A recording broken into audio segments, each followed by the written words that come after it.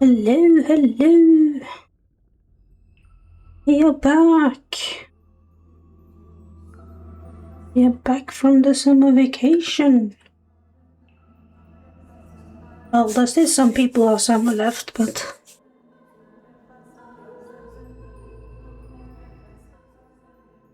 it's haunting music. Let's see. Just we go.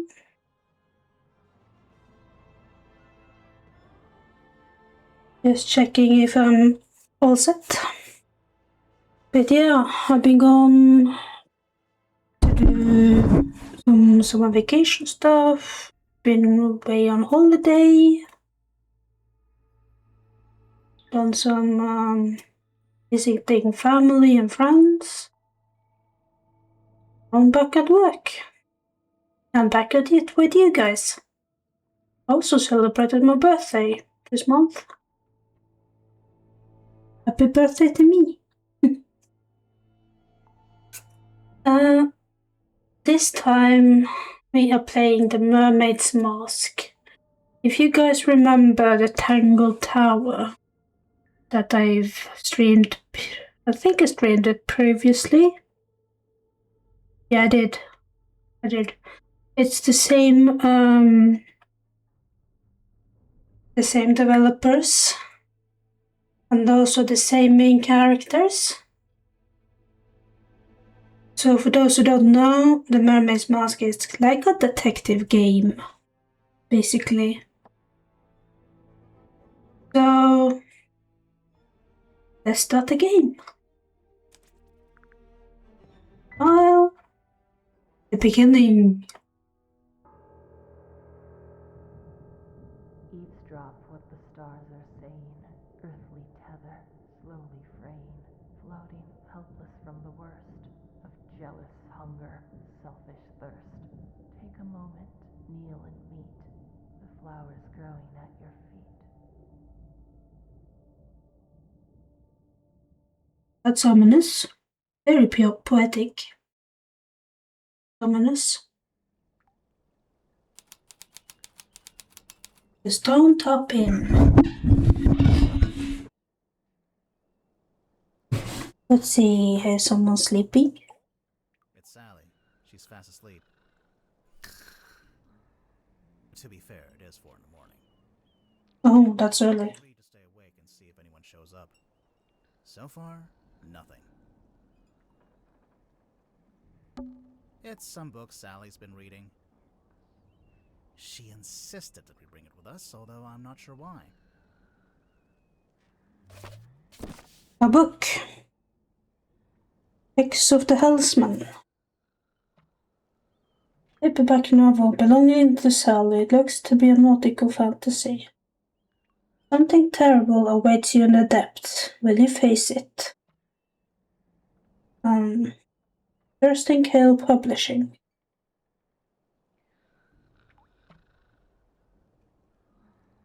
J.D. Verman.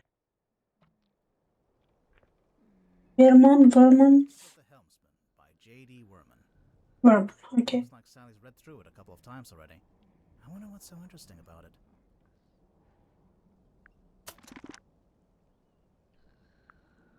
Magnus Mortuga? Ex-captain of the Mortuga submarine. Are we in a submarine? No, doesn't look like it.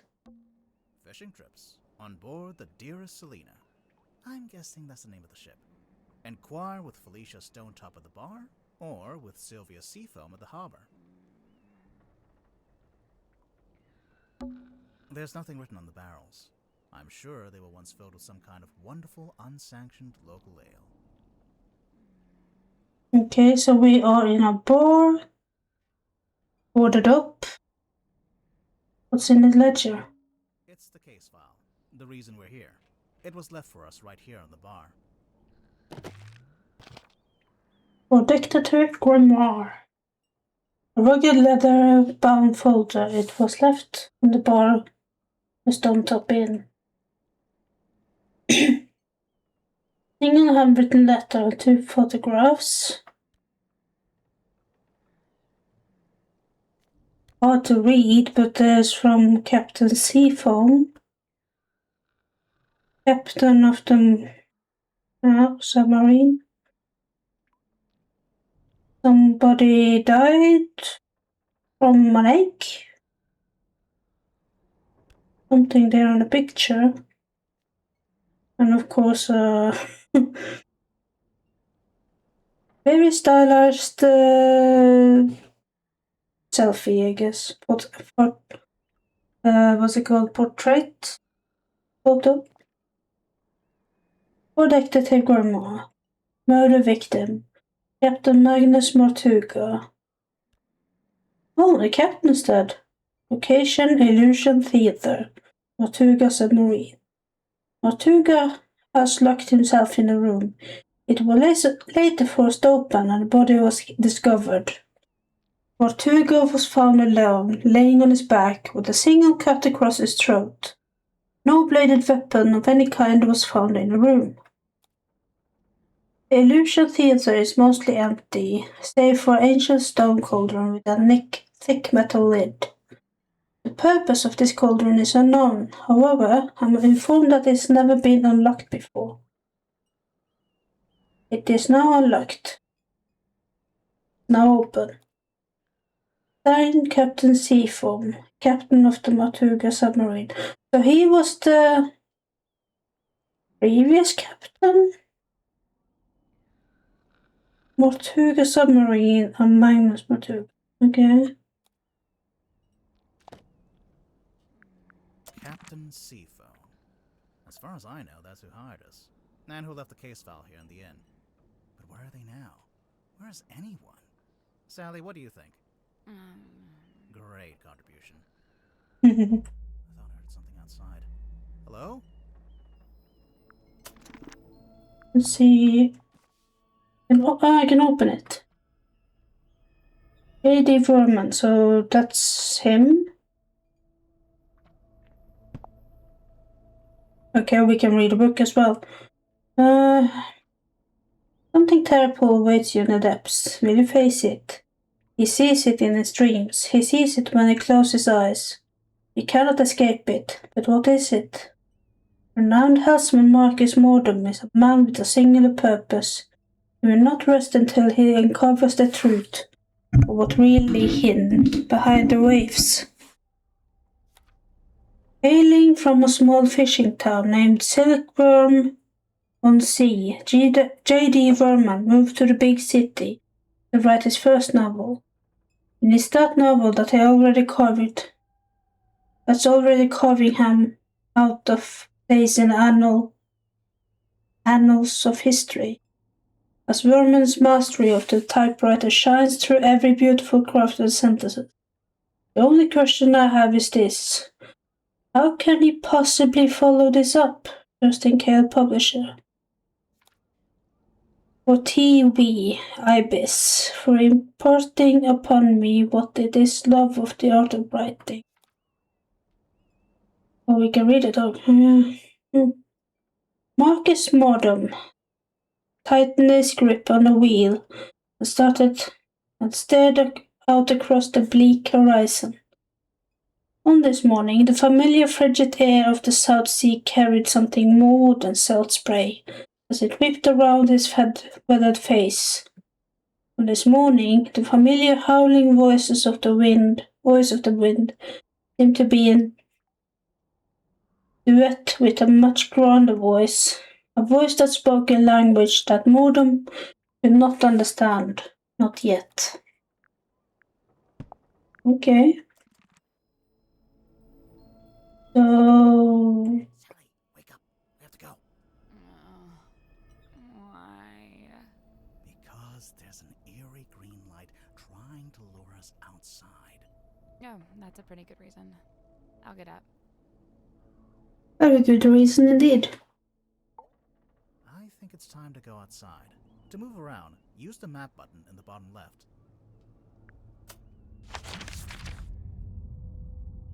The Stone Top Inn, the town of Silkworm on Sea. Okay. Town Square. Ooh, that's so shiny. thing in there. Grips. In? No. This is grips. Something. And there's a crocodile. Is that crocodile only? There's something in the water. What is it? I don't know, but whatever it is the source of the green light.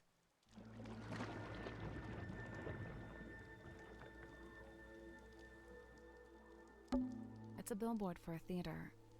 Baroness Fortuna presents Fortuna Hall.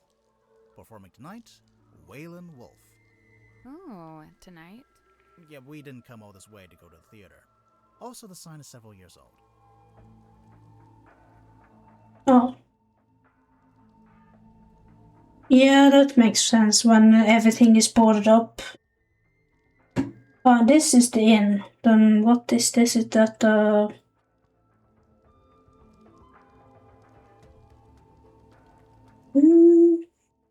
must be a grocery store then.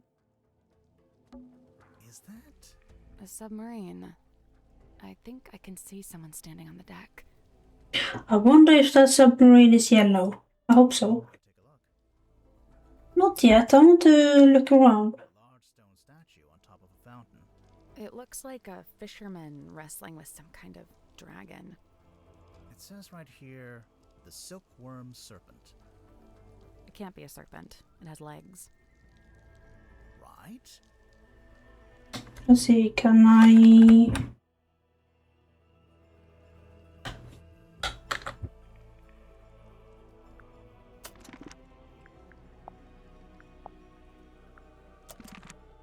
Let's see.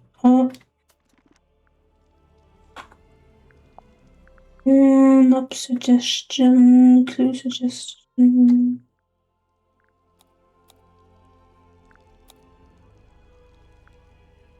Okay. How did we see the... It looks like it can't be a serpent.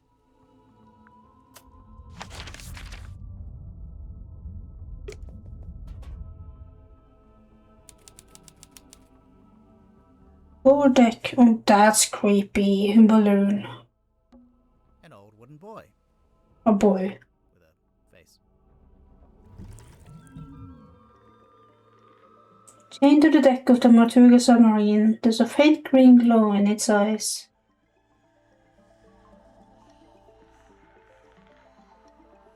Yeah, that's creepy. This is where the green light was coming from. I noticed it started to fade as soon as we stepped onto the deck. So it's a boy that doubles as a lighthouse? The opposite, really. A lighthouse warns you to stay away. But this thing lured us in.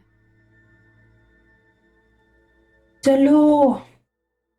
Seafoam. Okay. Looks like it initially said seafoam, but that got crossed out and now it says Mortuga.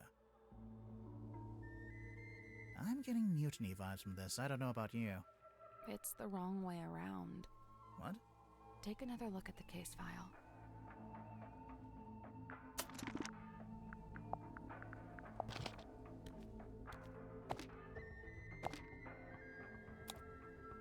Where the victim Mortuga was murdered and Captain Seafoam.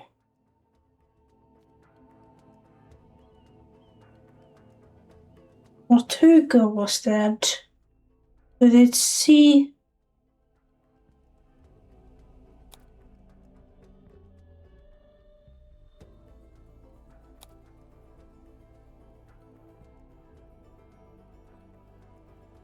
Captain Seafoam, captain of the Mortuga submarine.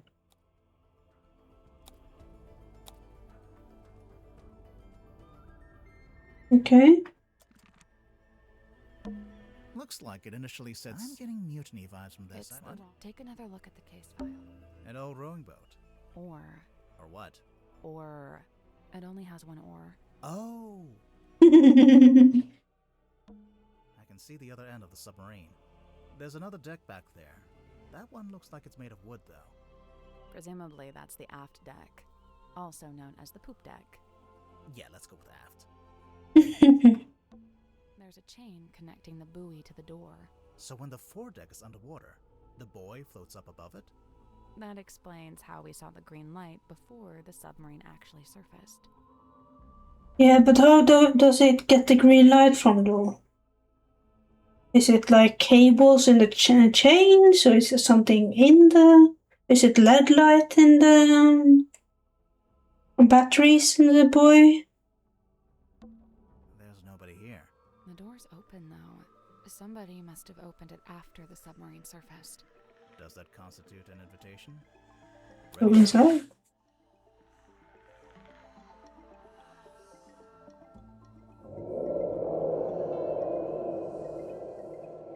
Okay, that's nasty. What did you say? Huh? I didn't understand what you said. I didn't say anything. Oh. Weird. Are you okay? Yeah.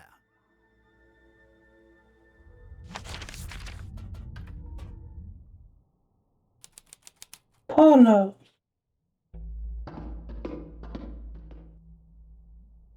Did I went down the stairs? What's at the bottom of the ladder? Oh, ladder. Okay. I can't see.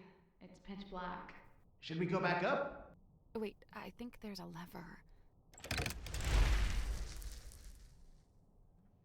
Oh, fancy. Oi.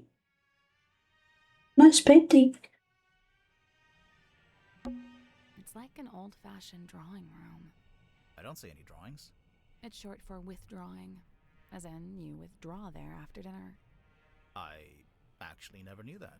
Me neither. That's something new for me as well. I cleaned the couch. What? If we end up having to stay the night. Sally, we are not staying overnight on the murder submarine. But I brought my toothbrush. What's in the frames? They're just ocean landscapes.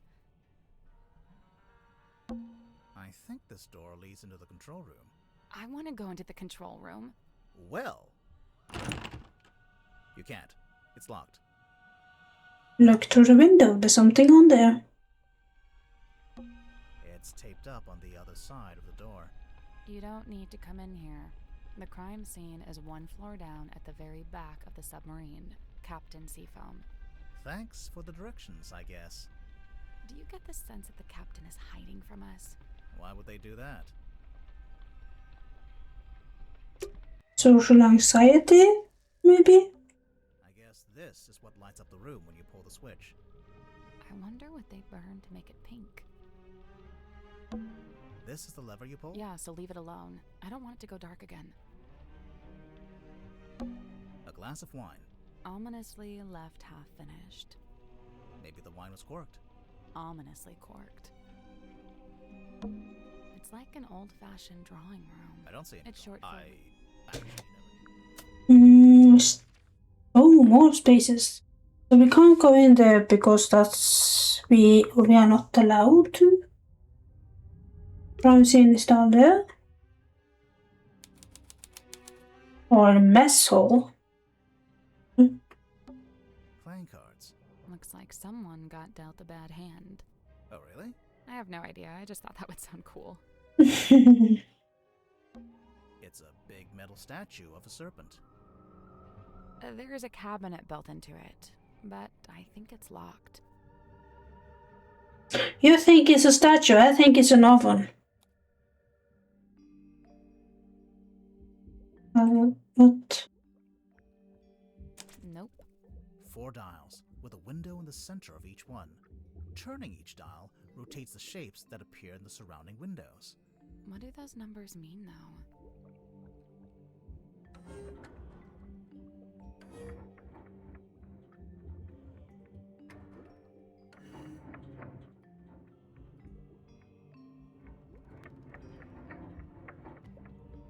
Is it supposed to...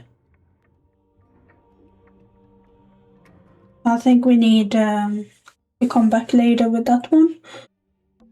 Pufferfish lamp. That's cute. Timeless classic. This looks like dead coral. Is coral ever alive? Coral are marine animals, dude. What? Yep, it is. A wooden chandelier. Anything else? house last time. What? Nothing. No, we didn't have a kitchen to wander in that towering. What's it called? Angle tower. Yeah, we didn't. Yeah. Oh, I see now. Now it's spiraling. Ah, so something must be going through there. That's cool. A picture of a fish. Delightful. Let's see. Pots and pans for cooking. Yep. Nothing else. Ooh, it opened up so much.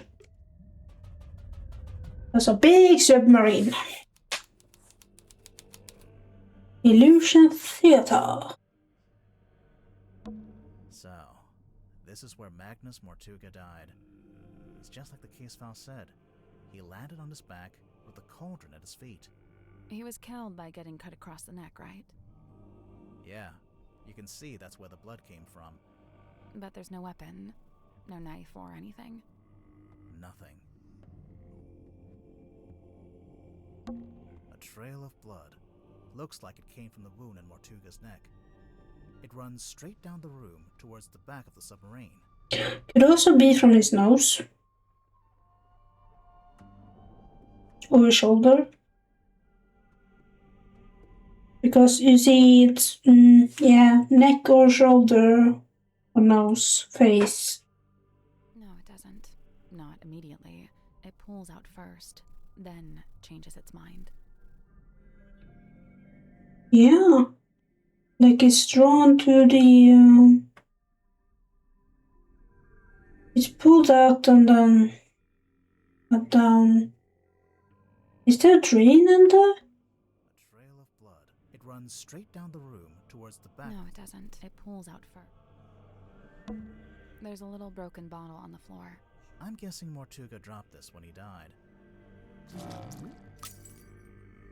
Moon vial. A small glass bottle found smashed on the floor in the Illusion Theater. The spilled purple liquid has a subtle botanical scent. The small paper label is marked with a simple picture of a moon.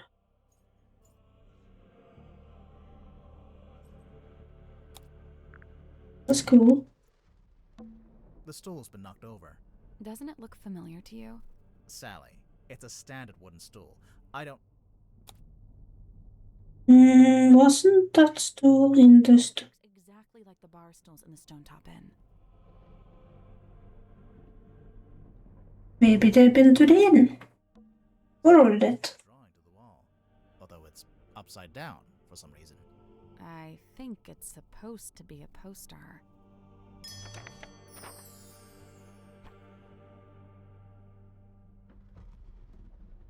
Lady Druckengle. Världens fort. Inferno beyond anything I can imagine. Inconceivable. I don't know what to believe anymore. Silkworm on sea. Title here, Illusion Theater. Oh, they were thinking of making a play with the cauldron? A wizard and a man with a Grim Reaper, I guess?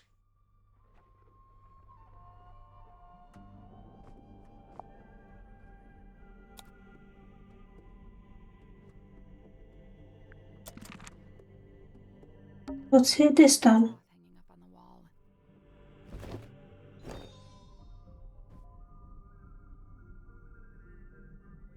The Stargazing Girl. Is that the title of the this one? Someone's although it's I think it's supposed to be a poster.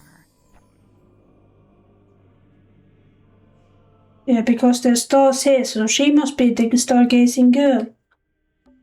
someone's hung up a banner with the words Illusion Theater painted on it. What's the illusion, I wonder? You know, I think this room's had some kind of rebranding. Rebranding from what? What was it before? Possibly nothing. A small room like this wouldn't normally have a name at all. This is the cauldron? Not quite what I was expecting. It's a cauldron. Okay. So claw marks. Has someone been clawing in it? The ancient-looking stone cauldron. It was found in the illusion theater, in front of Mortuga's body. The glittering interior of the cauldron is marked with several deep scratches. The exterior is spotted with algae and barnacles. And it's been shut. So someone tried to claw its way out. And it's been shut with a key. Okay. Someone was trapped inside. The case file said it had never been unlocked before.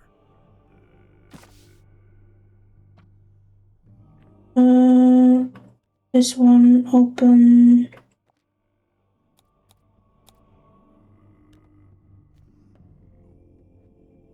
Hugo had locked himself in the room.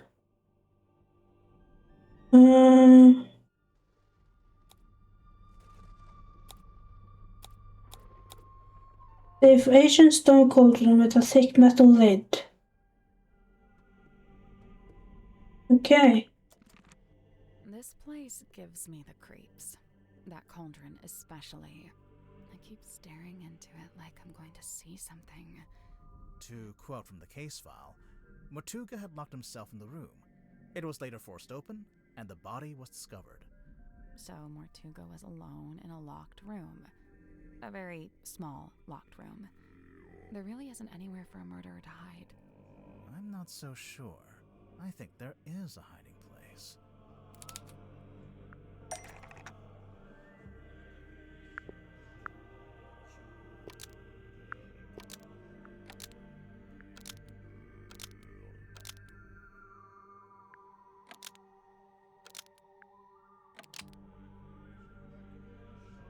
Magnus Mortuga unlocked the cauldron and was killed by what was inside. I really don't think a person would fit in that cauldron. And didn't they say it had never been unlocked before? If that's true, there couldn't have been anyone in there. Right, I agree. I don't think it was a person. Then what? I don't know. But you have to wonder why it was kept locked in the first place. I'm guessing there was something pretty bad in there. Look, Mortuga died from a cut across his neck, not from some vague paranormal entity. Unless you're suggesting it was a vague paranormal entity with a knife? Did you get a good look at the inside of the cauldron? There was something I noticed.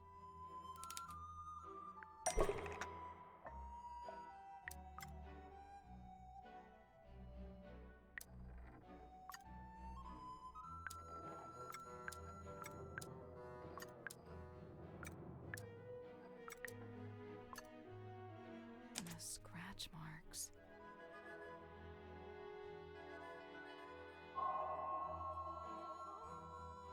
The Curse in the Cauldron, Chapter 1. Ooh, there were similarities in the song there. In the Poppy song of the previous game. That's a nice. Yeah, I've been listening to the soundtrack of the previous game often. So I'm like, ooh, there was a similarity there.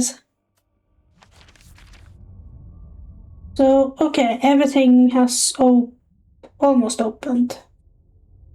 So let's start with the bottom of the sea, I guess. Airlock Grotto. Hey, it's me, Madam Tadpole. Yep, that's my name. First question, go. Are you a mermaid, or what's the deal? Great question. Half mermaid. The top half, obviously. From the waist up, all mermaid. And as you can see, I have the legs of an ordinary human woman. An ordinary human woman? Who happens to be an Olympic-level swimmer. Ah. Second question. Go. Talk about yourself. So, Madam Tadpole, you're a professional swimmer? Or a professional mermaid? I'm not a professional anything, not anymore.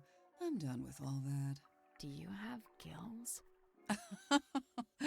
Nope, it's a tattoo. Sorry to disappoint. It's cool. Why'd you get it? I've always been real good at holding my breath underwater, like scary good. The other kids used to call me Fish Girl. Ah, kids can be mean. I'd say they had it right. How come you're here on the submarine? Okay, so I like to go diving. In the sea, deep. Oh, like with an oxygen tank and a mask? No. I don't use any of that stuff. Anyway, so one time I went too deep. I wasn't going to come back up. I was pretty much done for. Somehow Magnus found me, pulled me into a submarine, and brought me back. I owe him my life. Wait, so are you from Silkworm? Were you living in the town? Nope, I'm from far away. Then how come you were diving into this bit of ocean? Oh, well, yeah, I was visiting the town. For work. What kind of work? Performance art. Kinda. Like I said, I'm done with all that. So, Mortuga saved you from drowning, and you just decided to stay? It's where I belong. The ocean. I had my fill of living on land. I've got no interest in going back. She's withholding something there.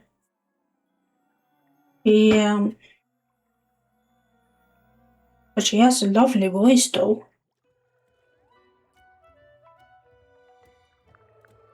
So, talk about the Mortuga submarine. Like you've made yourself pretty comfortable down here. Magnus offered me one of the bunk rooms, but I turned him down.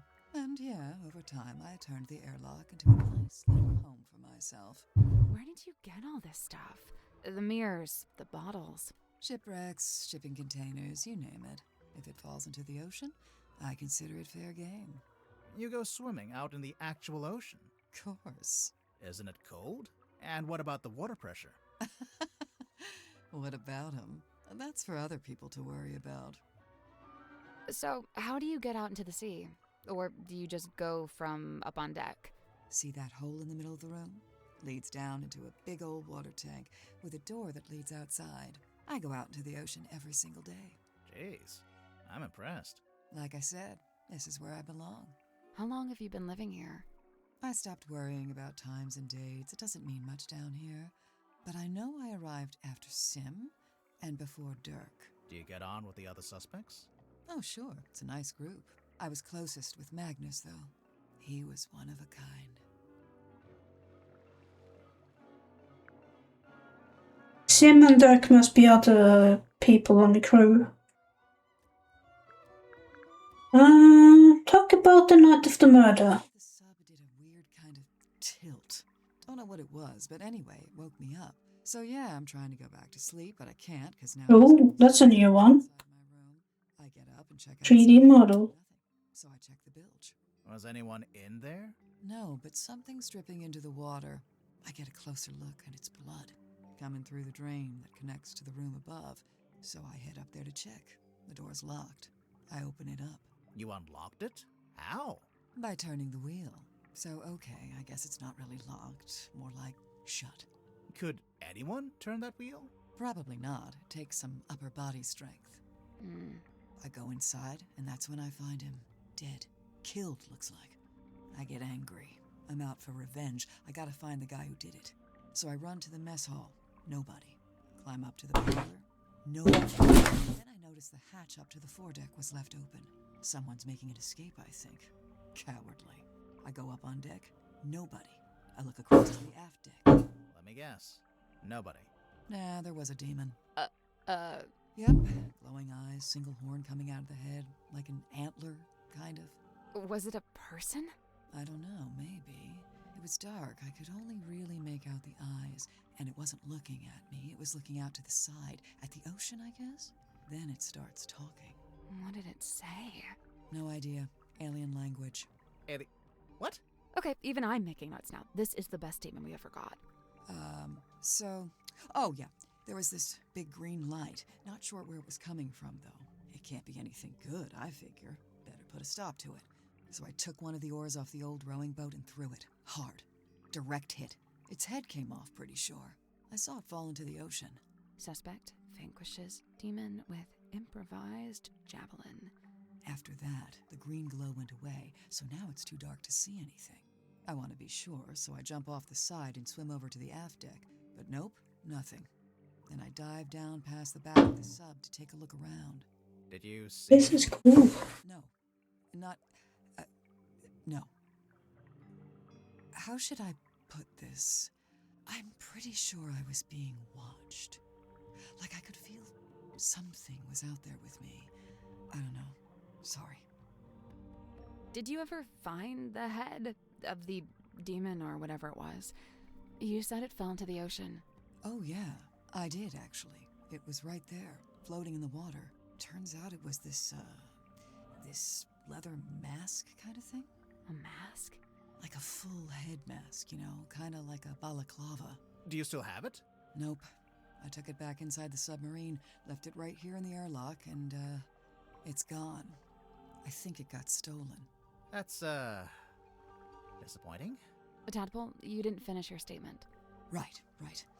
I left the airlock, told Cynthia to gather up the others and come up to the storeroom. Zephyr was in the mess hall. I told him to come too. So I go to the storeroom. Dirk's there with Werman and Sim. Everyone else shows up shortly after. So, you all gathered at the crime scene. What happened? Nobody wanted to admit to murder, so it was a bit of a stalemate. Most of the others made excuses and scurried off. Zephyr, Grip, and I stayed behind. I guess we were the ones who knew Magnus best.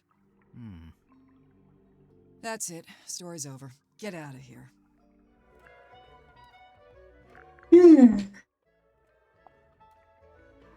What do you know about Magnus Mortuga? I really liked him. He wasn't like anyone else I've met. What did you like about him? He was this great combination of super introverted and super proactive. Like you'd be complaining that you had a headache or whatever, and he wouldn't say a word. But then the next morning, you'd wake up and find painkillers beside your bed. Wow. Kinda creepy, sneaking into your room at night. And where would you get painkillers on a submarine? The point is, he actually cared about other people. Really, the only person he was hard on was himself. Go on. Well, for one, he never let himself leave the submarine, even if he wanted to. Did he want to? I think so. Then what was stopping him? I wish I could say. Okay. Miss Tadpole, you said you were an Olympic-level swimmer. Oh, sure. They never let me compete, though. I got banned way back when I used to swim in regionals. Why? What did you do? Nothing. They just decided I had certain physical abnormalities that made it unfair to the other swimmers. That kinda sucks. It's whatever. I never really cared about competing anyway. So what did you do after you got banned? Oh, you know, left home, traveled, got a job, quit that job, traveled some more. And, have you always been green? Oh, you finally built up the courage to ask, huh? No, it was a reaction to some chemicals we used in a little water tank I used to swim in. The doctor said it's reversible, but I couldn't afford the treatment, so yeah, I'm green. But didn't she just say she's half mermaid?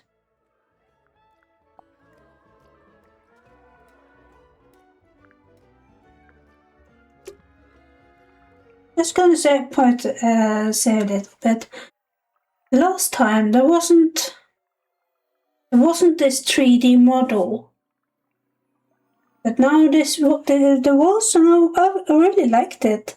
It really showcased that you can go around the submarine and go to the other places, and also it kind of visualize them a bit better. The only thing I'm missing is the white outline that they had last time. Like a little white outline just to see them a bit clearer. But I guess that that could be a bit problematic. I don't know. bit more work for the devs. Okay, so she's an Olympic master, somewhat mermaid.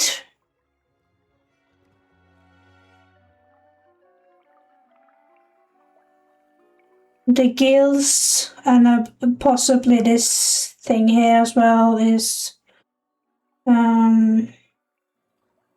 tattoos. She's been in a chemical that may turn her green, so maybe she wasn't green.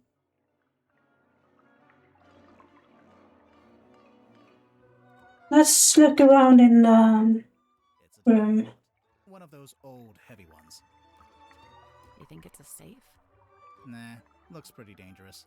A safe. Oh,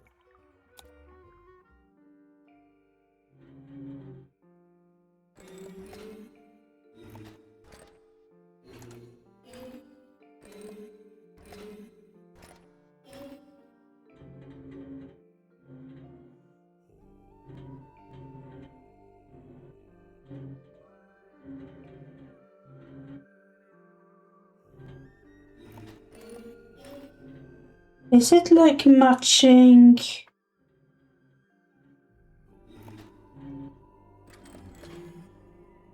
Like this kind of matching?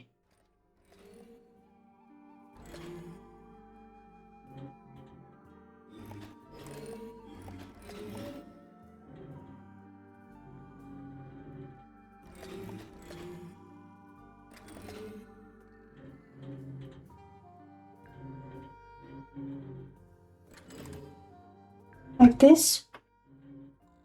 Maybe not. Drag the diving routine. just gonna rest my brain. That's a big mirror. It's the kind of mirror you'd walk through to get to Mirror World. You've been to Mirror World? What's it like? On reflection, it's not that great. Ugh. Old glass bottles. Looks like they've all been salvaged from the ocean. Hey, this one has a message inside. Ooh. Glass bottle messily sealed with wax. A sheet of paper is rolled in. Curse in the cauldron.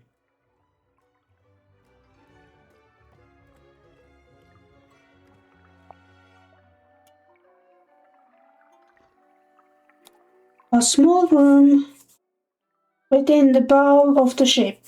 His lifeless body lies in the shadow of an ancient stone cauldron. The cauldron. Okay, water time.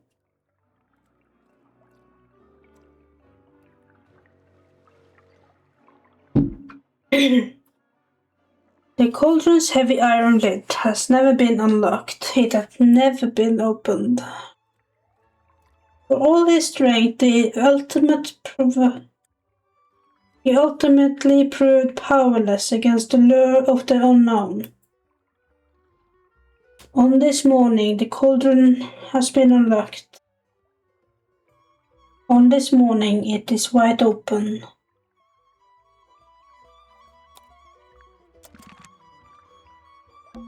Looks like a jellyfish. It's 2 glass bowls and some seashells.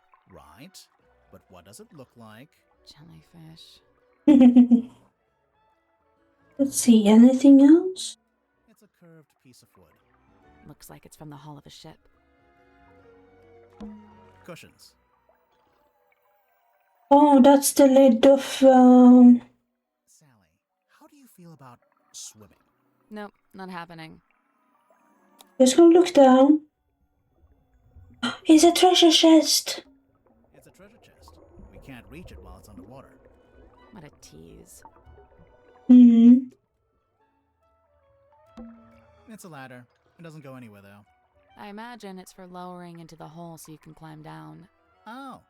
Or, you know, you could use it to display your collection of rusty jewelry. Let's ask her about some of the clues. Where did you get this bottle from? I found it in the ocean, like everything else in here.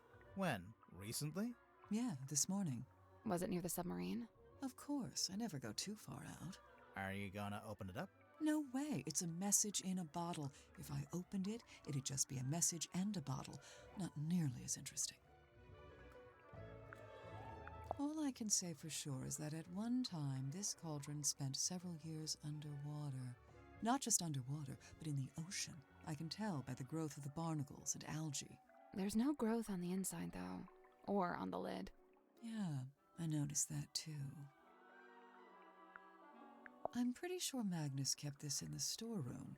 He had it covering the cauldron, I guess? It seems likely.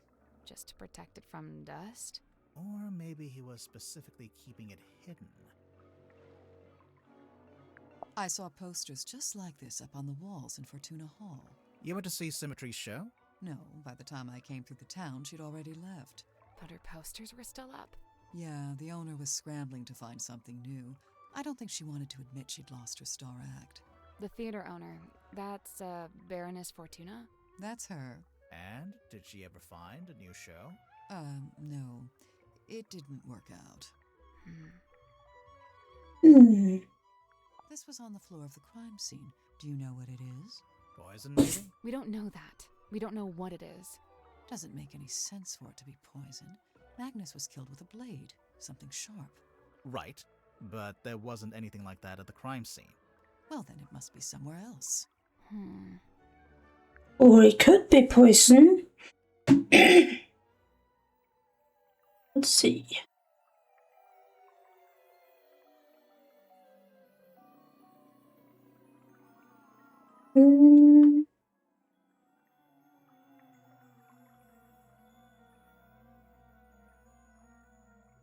Or it could be poison and it coughed up the blood. Magnus wouldn't bring this inside the submarine, but he didn't seem to want to get rid of it either. So it must have some kind of purpose. We already know what it does. We saw it on the way in. It shines a big green light so you know where to go to find the submarine. Cynthia had to ask my help when writing this up. She wanted to put Magnus's age, but she didn't know it. How come you did? He and I were friends. I was really trying to get to know him. Sounds like that might have been kind of an uphill struggle. Yeah, he didn't really like to talk about himself. Okay, very, very personal person. So the main character is inspired by Magnus Mortuga? I think so, but Werman changed his name to Marcus Mordu. Nice. Real subtle. I do kind of want to see what's on that piece of paper. I can read it just fine. But what if there's something on the back? Huh. So what, you want to break it open? Maybe, yeah. Hey, I don't go around breaking your stuff. Yeah, let's not break people's stuff when they don't want to. Yeah, but I think that's it for this room. Let's go to this room. See what's in here. The bilge. It's almost pitch black in here. I'm guessing you didn't bring a flashlight. Nope. It's almost pitch black. I'm guessing you Nope. Okay, we can't do anything here. It's pitch black. Let's go to the next room. The engine room. Hello? Is anyone there? I think there's someone in that basket. Ooh.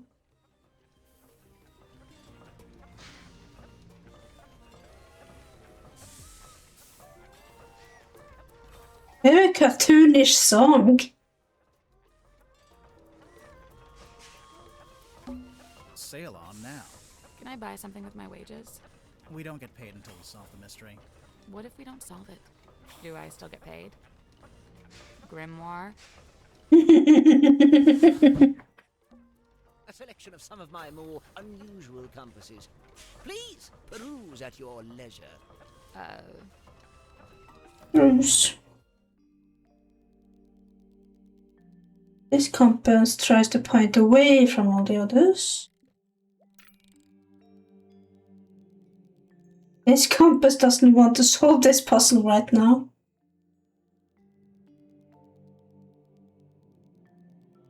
This compass is a clock in disguise. There's a compass.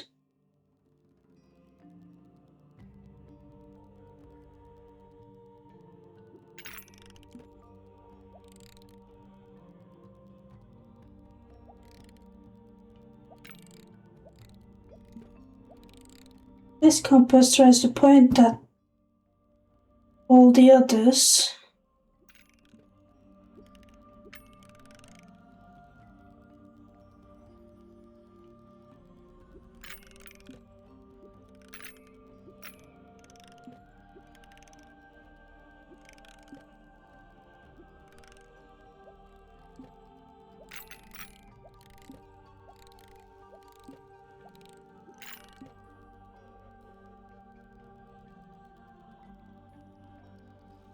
Let's see. We have 1, 2, and 12, 3, 6, and 9 there.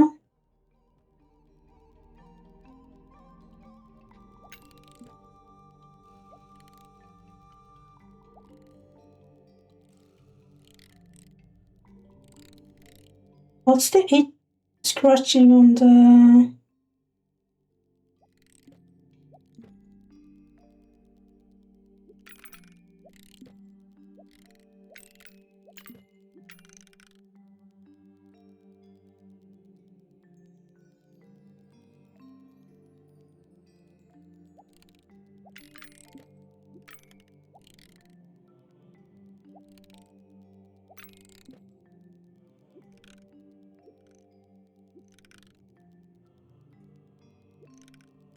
And this one has to be there.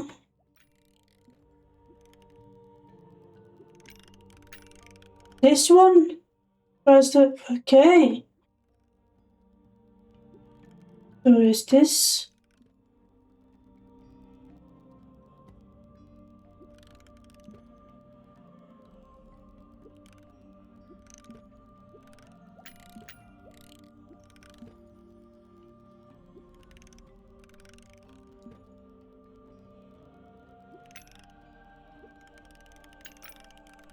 This one orbits this one. And you orbit...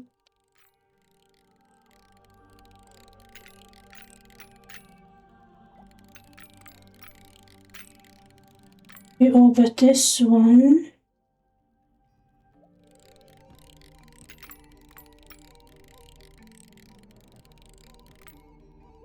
You don't orbit anyone.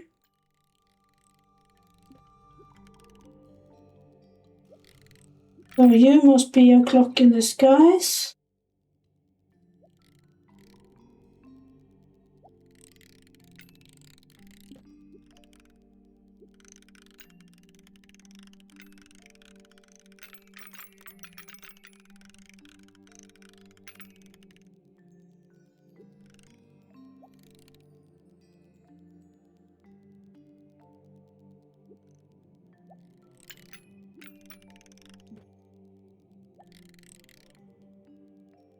This one points away from the others.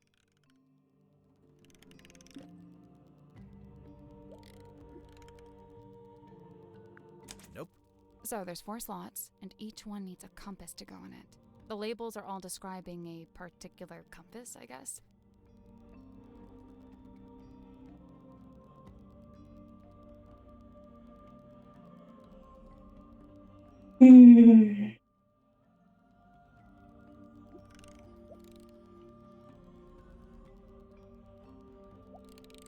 So this is a clock in the skies because it doesn't tick around anyone.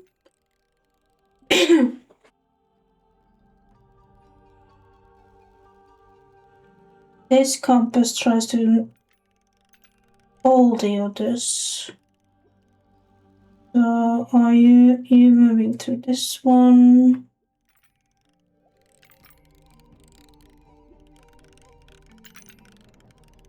You are trying to point out where's the point?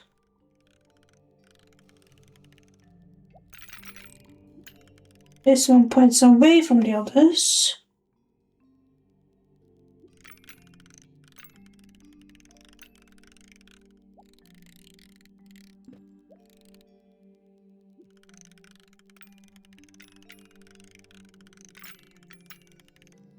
Let's see, does this one tries to...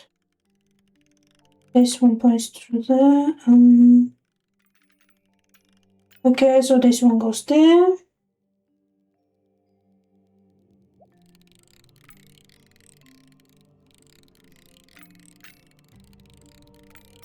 This one points to that one. This one points to that one.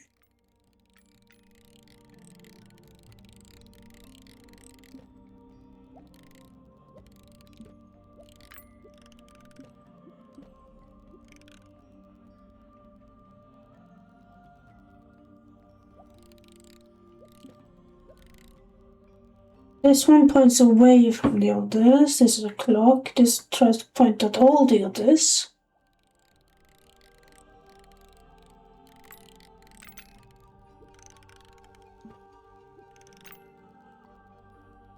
I guess that's wrong. I think we'd get more information about how each compass worked if we moved them around. And pay attention to the needles while you're doing it. Yeah, doing that. Let's see.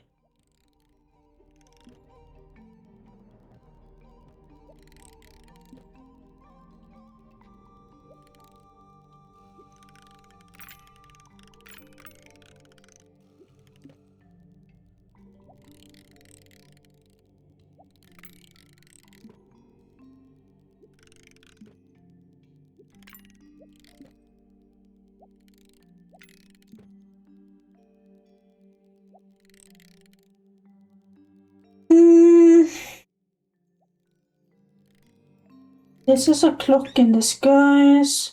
This compass doesn't want to solve this puzzle right now. This one tries to point at all the others, so that's fine.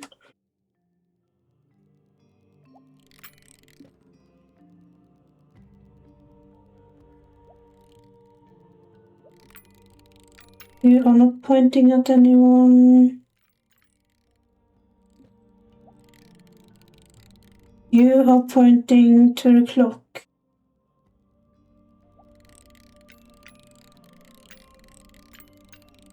You are pointing to everyone.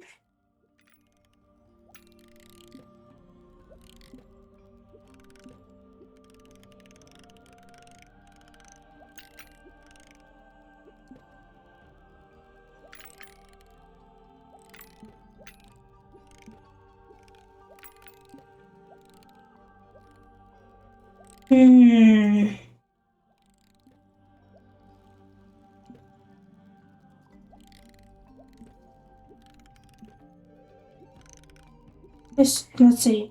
Does this one...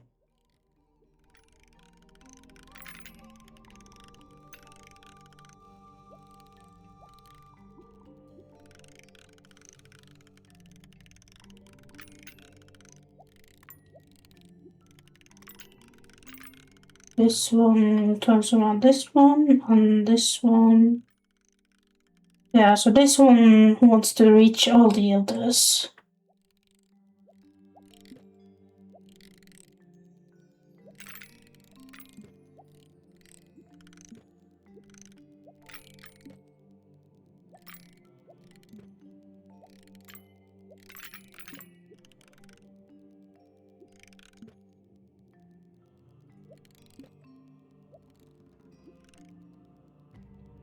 Nothing. It's really all about the behavior At of the... least one of them doesn't seem to be a compass at all. Yeah, I know that, and that's this one.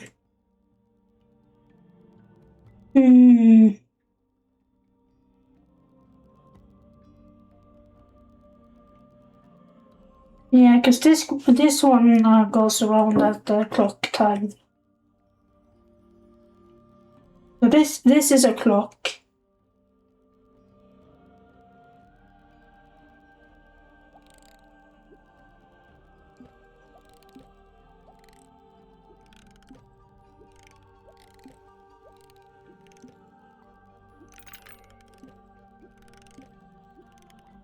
Are we perhaps missing a compass? Gonna rest my brain. It's a big compass.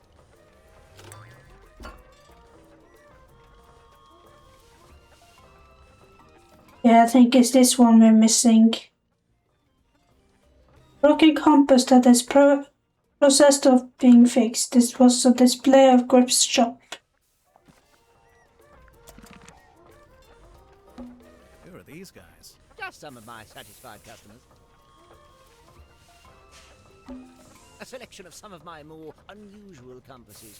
Please peruse at your leisure. Okay, we're done. Just gonna talk with him. Customers, come in, and welcome to Mr. Grip's Emporium. Wait. I guess he's Mr. Grip. What's that? You'd like a succinct yet exhaustive rundown of our operational philosophy? I don't think I said that. Here at Mr. Grip's, we plot the unplottable, chart the unchartable, and measure the unmeasurable. No sea too vast, no night too dark, no fog too thick. With the right contraption in your pocket, even the great unknown may be quantified and calculated. So fret not, noble navigator, as we stock all the essentials.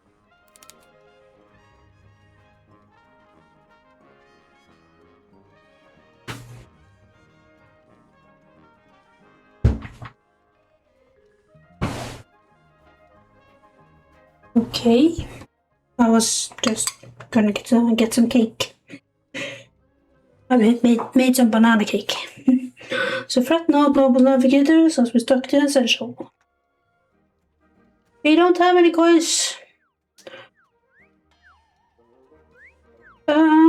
Compass? I'm sorry, you can't afford this item. Mm-hmm. I don't want it. I'm afraid you don't have enough money. I know! I'm not trying to buy anything! Apologies, you can't afford that one. Ugh. Mr. Grip, we're not customers. We're detectives. We need to talk to you. Oh. Mm-hmm. Why didn't you say so? Now, what is it you wanted to know? Talk a little bit about yourself. Can I get your full name? Godric Grip of Mr. Grip's Emporium. And that's this little shop you run down here in the engine room, for some reason. This is merely the newest branch. The flagship site is back in Circuum-on-Sea. Yeah, we saw it. It's all boarded up. Yes, well, I can't make a living selling compasses to the ghosts in a ghost town, can I? So that's what you do? Sell compasses? Seems kinda niche. We buy, sell, and service all manner of nautical navigation equipment. What's that? Ah, yes, we also provide cartographic consultation. We'll analyze and decipher any map, all for a low, low fee. Some maps may be invalid, fee to be decided on a case-by-case basis. Sorry, did you just talk to your stick? You mean Cornelius Kane? And he's given it a name. Great. Ask any follow-up questions, maybe he'll let us move on.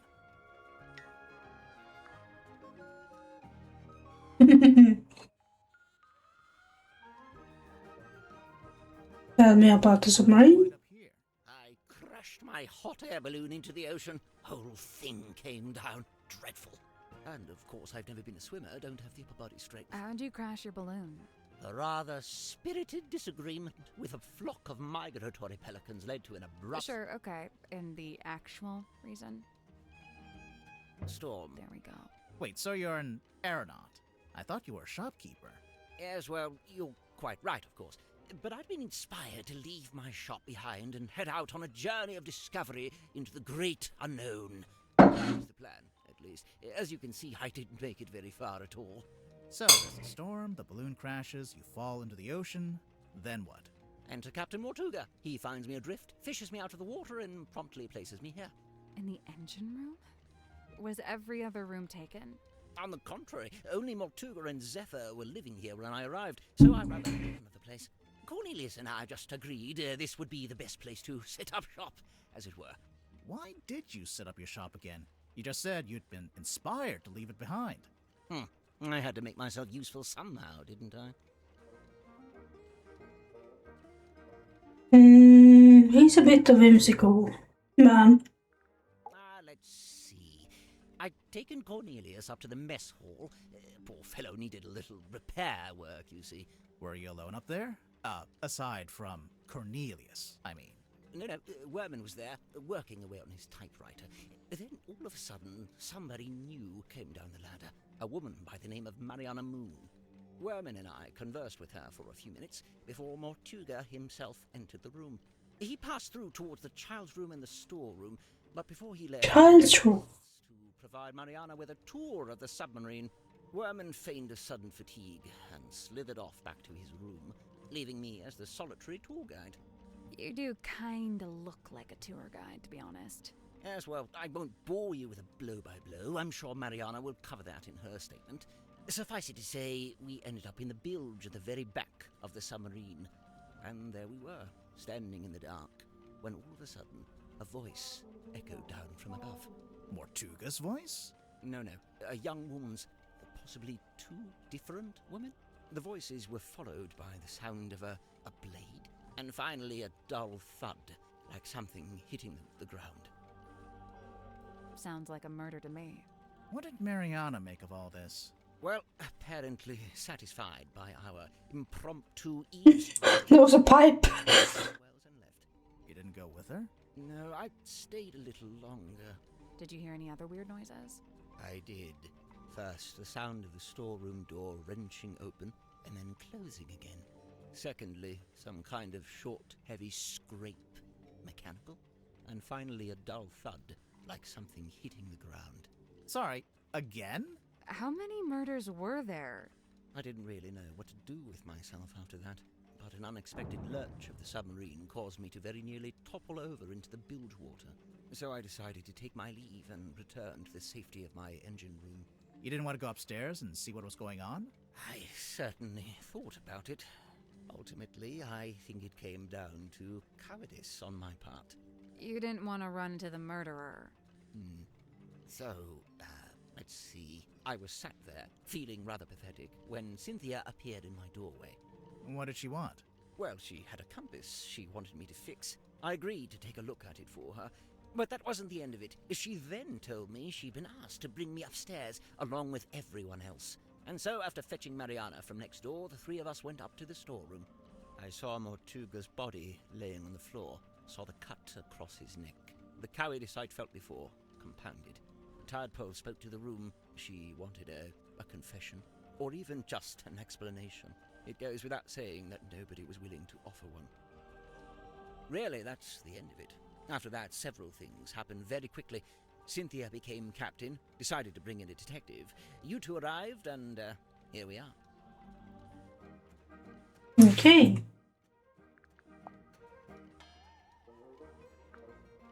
Let's talk about Madame Tadpole.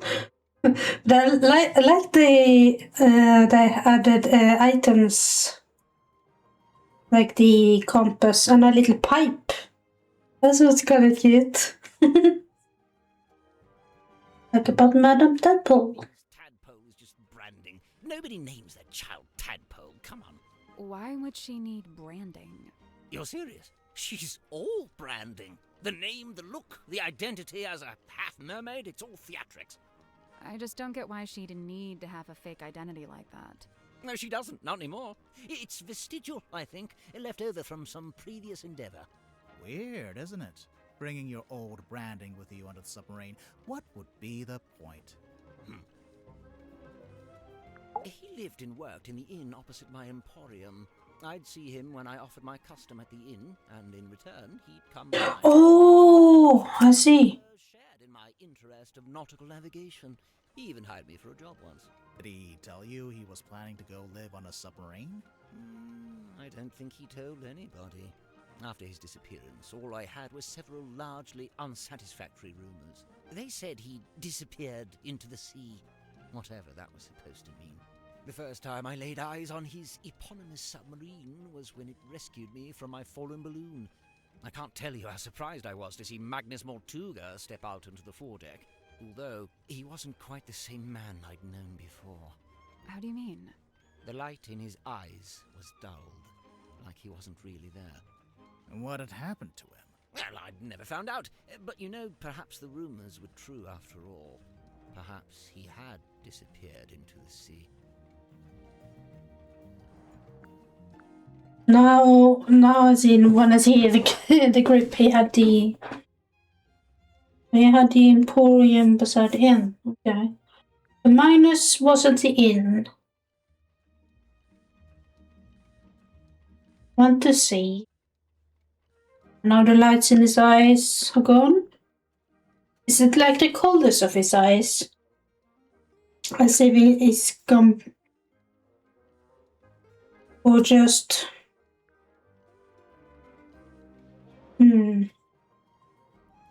I don't want to say he got blinded.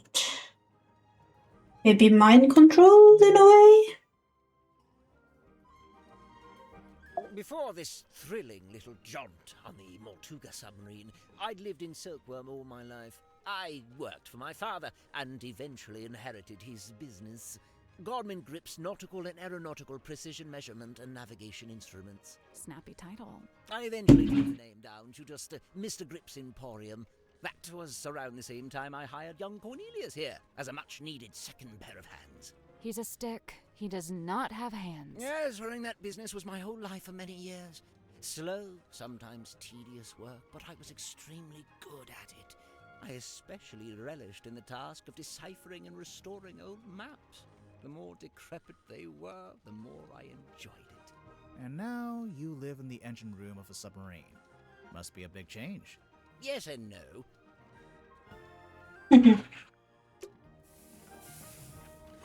Let's go back to him another time. Let's go to Mariana's room. I'll go hold. What's in these old wooden crates? I don't know. I can't get them open. What did I tell you? Always bring the crowbar. It's a big traveler's backpack. It smells like soil and grass.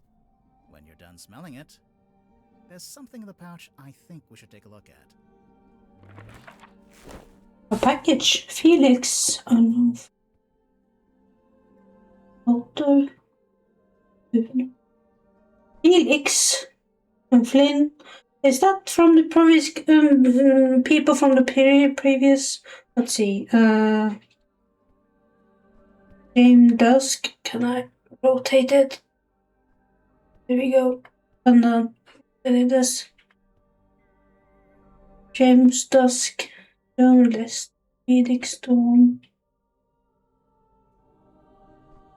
So she is either a genealogic, that like family tree historian kind of thing, or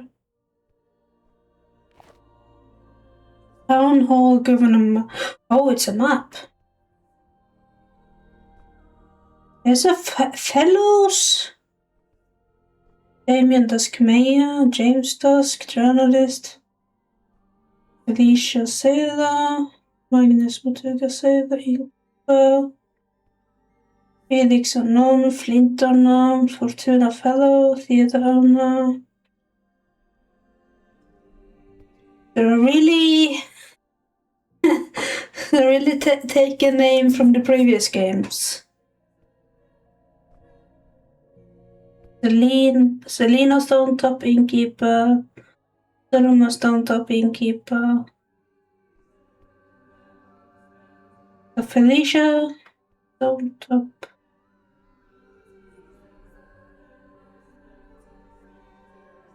I think we know if he is fellow. Yeah, that's the theater owner.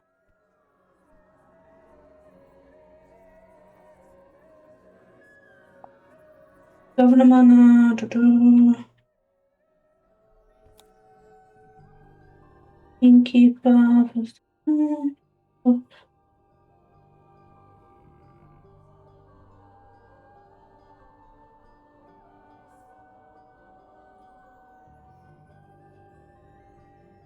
Oh, this is like a family tree in a way. Okay. A pinboard? I assume it belongs to that woman over there. Right. We'd better talk to her first. Oh? Ah, weary travellers. Take a seat by the fire, shake out your boots. We're not weary travelers. Then why do you both look so haggard and trail-worn? Ouch. There goes my self-esteem for the rest of the day. We're detectives. I'm Grimoire, and this is Sally. We're here investigating the murder of Magnus Mortuga, your previous captain. My captain? Never.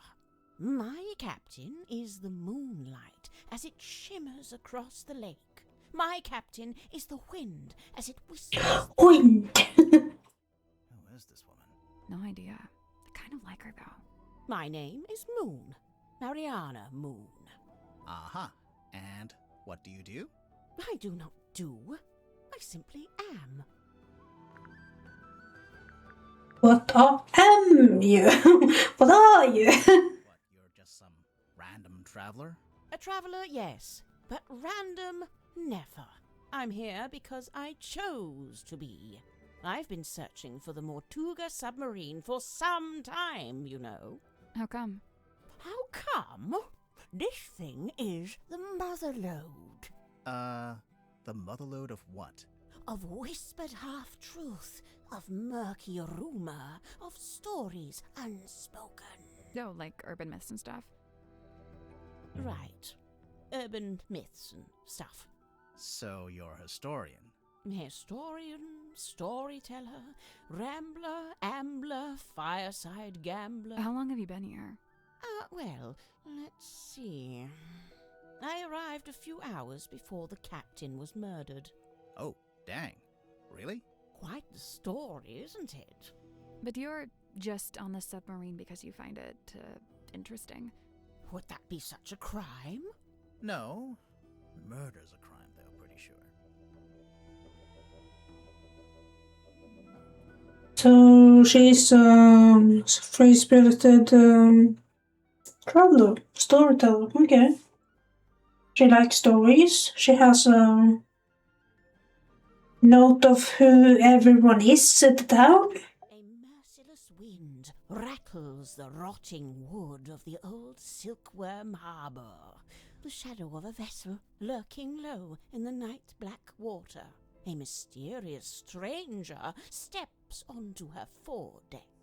Cloaked in darkness, she slips inside the submarine.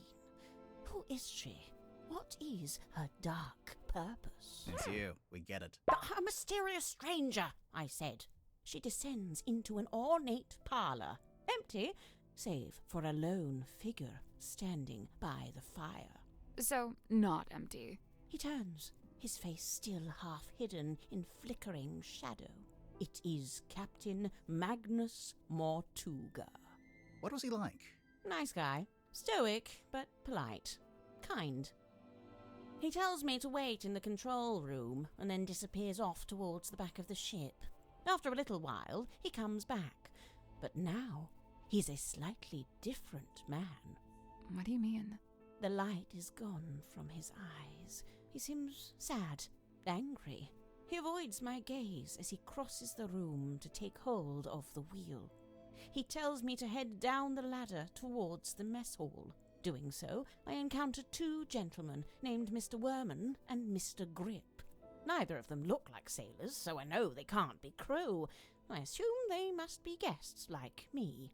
And true enough, it transpires that Mr. Worman is a writer and Mr. Grip is, some kind of watch repairman. Captain Mortuga reappears, descending the ladder. He asks the two men to show me around the submarine and introduce me to the others. Then he disappears through the rear corridor. It's the last time I see him alive. Mr. Worman apologizes, explains he's too tired, and leaves through the opposite corridor. Mr. Grip, unable to come up with such an excuse, agrees to show me around. Now, I wrote this down in my diary, so I may as well let you read it. Thank you. Imagine my excitement look around the Mortuga submarine. I was even given a tour by one of Mortuga's subordinates, a Mr. Godric Grip. We began by visiting a bizarre laboratory known as the Dream Chamber. It smelled of dried herbs and dusty glass, but was devoid of its dream custodian. Okay, I don't like the voice being a bit dreamy and a bit far away. But fortunately, subtitles. Oh, this is like chapters in a way. Okay. An early disappointment. The captain's cabin was locked. Mr. Grip explained how Captain Mortuga mostly keeps this room locked when it's not in use. We climbed down into the living quarters, where a pair of bunk rooms sat at the end of a corridor. The first smelled of crane dust and unwatered flowers. A young woman was laying in her bed, poring over an old document. She hastily hid the document away and introduced herself as Miss Cynthia Seafoam, a name to remember, dear reader, as she will shortly become quite important. Yeah, so she is the one taking over as captain.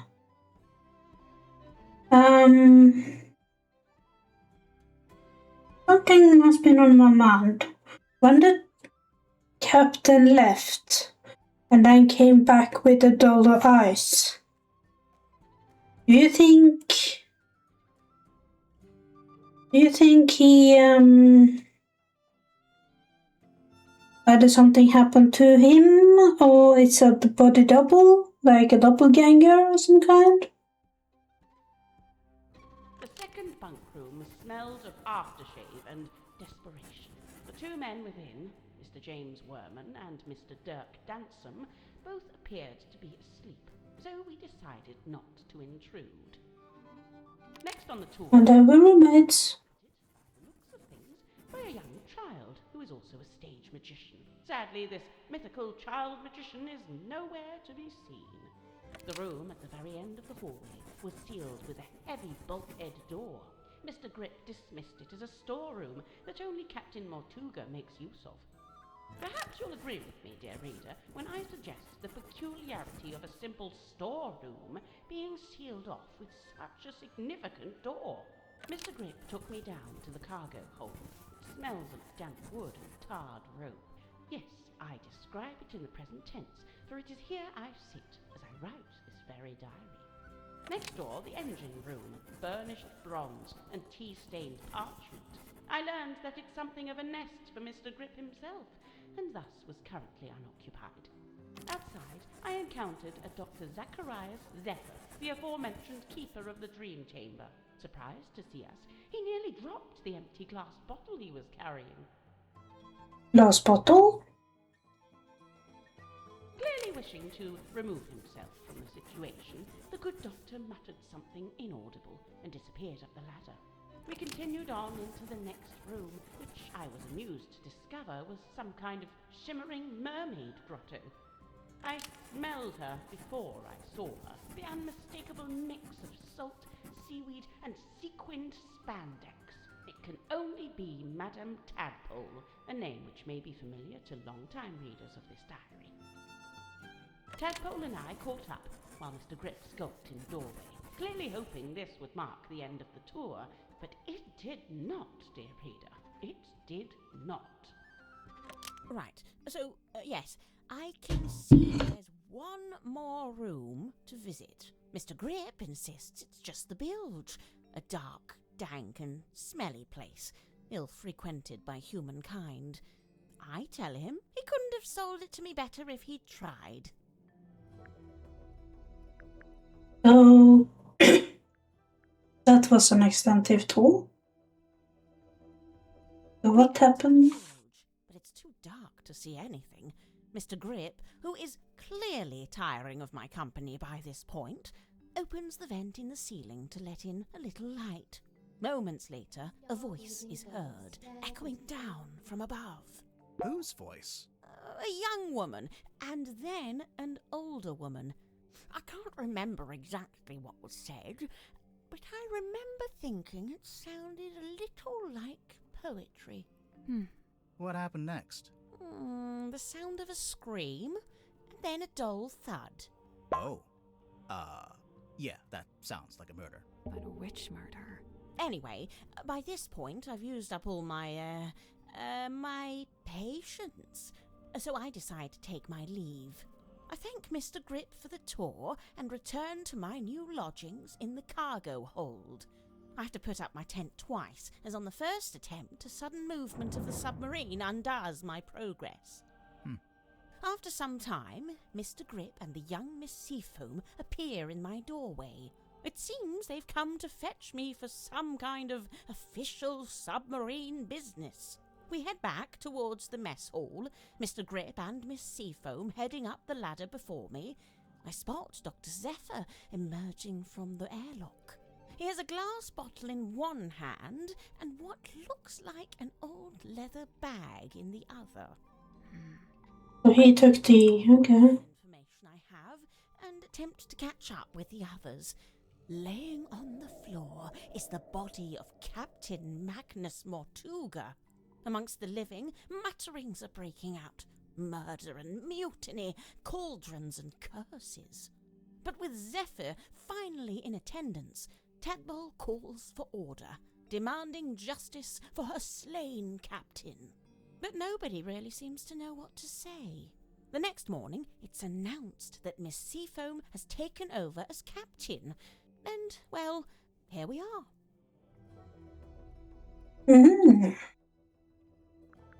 So the doctor took the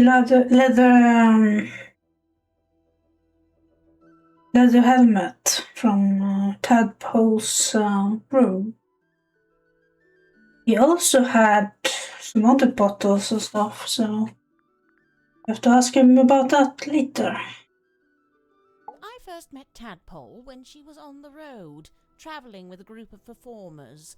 She had longer hair back then, of course. Did you see her perform? I got to see a rehearsal, but that was it. After that, I joined their camp for the night. Tadpole and I shared some stories, you know. I told her how I'd just been on a research trip to a town on the coast called Silkworm-on-Sea. She told me how their group went around performing in local theatres and town halls and whatnot. I mentioned that Silkworm actually had a little theatre that might be a good fit. How come you didn't stay with them longer? Their leader was a real bad apple. I was rather keen to be shot of him. Shot of him? What did you mean of that? Shot of him? As in, get rid of him? Broad shoulders, long arms, good for reaching across a wheel. He had a hard face, but soft eyes. I'd wager he was once a very handsome man. Do you know anything about his life before the submarine? Like if he had a family? I'd never heard mention of his parentage, no. But he lived in Silkworm. Do you know where exactly? The only record I found lists him as living at the Stonetop Inn and working on board the Stonetop family sailing ship. As the captain? As a deckhand, and eventually as the helmsman. So how'd he end up as the captain of a submarine? All I could dig up was a rumour that he bought the submarine from the shipyard. He bought it? Or maybe he commissioned to have it built. Accounts vary on that. Either way, how could Mortuga afford to buy a submarine? My guess is that he didn't pay with money, but made some other kind of trade. Indeed. So, Mariana, what do you make of him? Godric, I mean. I will say, for someone with such a novel outfit, he's ever so quiet. Quiet? You disagree? I thought his whole thing was to be deliberately obnoxious. He wasn't like that with you? Not at all. Whilst showing me around the submarine, he was mostly subdued. Didn't say an awful lot. Maybe you make him nervous. Maybe you make him nervous. Touché. So, Mariana, where are you from? No fixed address. That's the way it's been for some time. Oh, I see. But you came to Silkworm looking for the Mortuga submarine. How come? I go wherever I please, which usually amounts to wherever has the most interesting rumors. I don't want to be rude, but do you ever have to do work to get money? From time to time.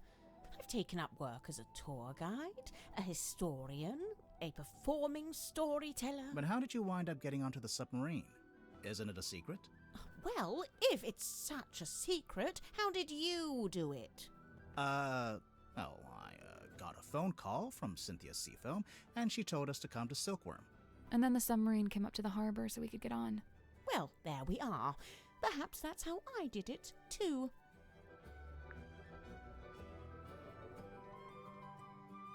So she got a phone call about the submarine? I see you've been enjoying my map. It's barely a map. It's closer to a list. What about the family tree on the back? Most of my research into silkworm has been focused on these two family lines, the Fellows and the Stonetops. Seems like you haven't worked out how Mortuga fits into it. His name is just floating out there by itself. I'm not sure if he does fit into it, to be honest. Mariana, you've got a question mark there. Someone you don't know the name of. Ah, yes. Quite the mystery, you see. I'd heard about... We know her name. It's Freya. You're welcome. From the previous game. I never needed a compass. I prefer old-fashioned methods of navigation. I'm pretty sure compass is the old-fashioned method. Not as old as the sun and stars, and unlike this compass, they never break and need repairing. I'm not sure it is broken, actually. That algae is still young. Meaning? Meaning the bottle's been in the ocean, but not for all that long. There's only one thing more mysterious than a locked box, and that's an unlocked box that's been emptied of its contents. Did you ever come across the cauldron in your research? No, it really does seem to be something Mortuga's been keeping to himself. What do you make of those scratch marks? I'm not sure. They don't really look like anything made by an animal. That's a relief. Wait, is it? Animal. Could be. Message in a bottle, not that long. Yeah, because it retells the story of how the captain got killed. Broken compass, not broken. Okay. Sailcloth. Piece of an old sail, roughly cut into a square. Or she didn't look at the behind, okay? Mariana, you visited Silkworm before, didn't you? Was Sim's magic show in the theater back then? No, when I passed through, the theatre wasn't showing anything. This very poster was up on the walls, but they'd covered it with a banner that said cancelled. So that must have been after Sim left, but before the theater had booked a new act. Do you recognize this, Mariana? Should I? Well, we just figured since there's a moon drawn on the label. So because my name is Moon, all moon-related things must belong to me? Even if it's not yours, do you have any idea what it is? It's a herbal compound of some kind. Valerian, skullcap, chamomile, and seawater. So, not poison. Maybe it's medicine. Would those herbs do anything in particular? I suppose it could be a sleep aid, like a mild sedative. Interesting. Okay. So the captain has trouble sleeping. Or the creature in the... Or he was trying to... subdue the creature in the cauldron? With sleeping aid? I believe Mortuga used its light to alert others to the location of the submarine. On the rare occasions when he wished to do such a thing, of course. That's how it happened with us. Although I guess it was Cynthia, not Mortuga. You know, for some time now, I've heard stories of sailors seeing a green light in the ocean at night.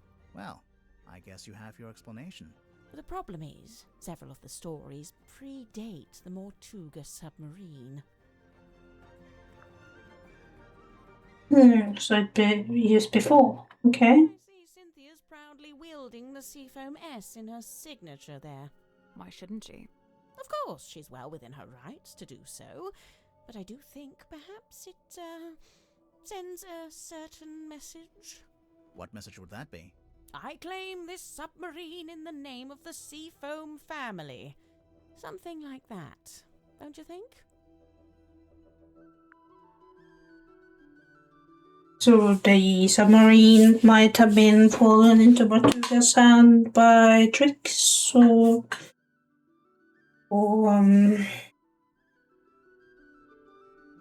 tricks or just stolen the submarine from the Seafoam people. Here, I'll show you something amusing. See this photograph on the inside cover? It's a picture of Worman, isn't it? If it is, it's a very flattering one. It's not Worman at all. It's his rather more handsome father, Mayor Damien Dusk. Get out. Really? No word of a lie. Camera shy, maybe?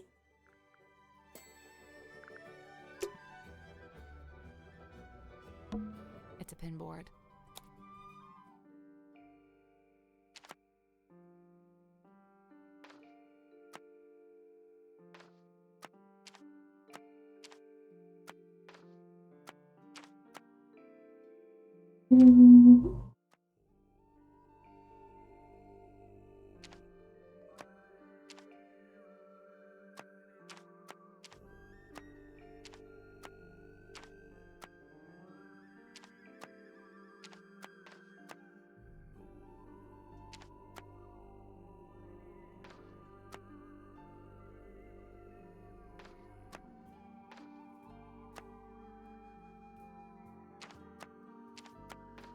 I don't know where these two go, so We'll come back later. yeah, It's a pizza oven. pizza oven. No, it's a furnace.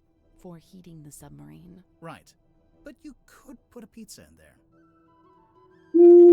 Maybe. It's the cargo hold. It's made entirely out of wood. And? And we're in a submarine, aren't we? I can barely move these barrels. Oh, they must be full of something heavy.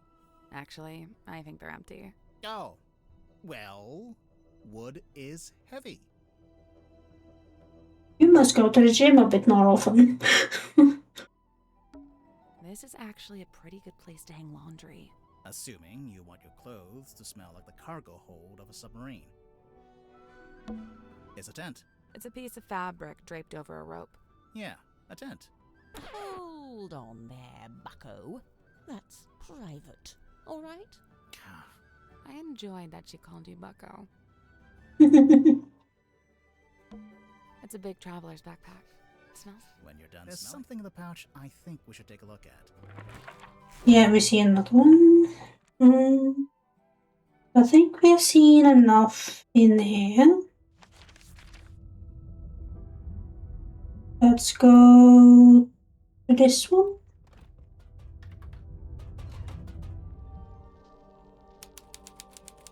Child's room. Oh, that's creepy. That's really creepy. An eerie painting of a girl standing in the woods. It is just a painting, right? Sure. Maybe. No. Maybe. It's a seahorse rocking horse. Oh, can I ride it? I don't know. Are you a small Victorian child? Yes. Yes. Rock.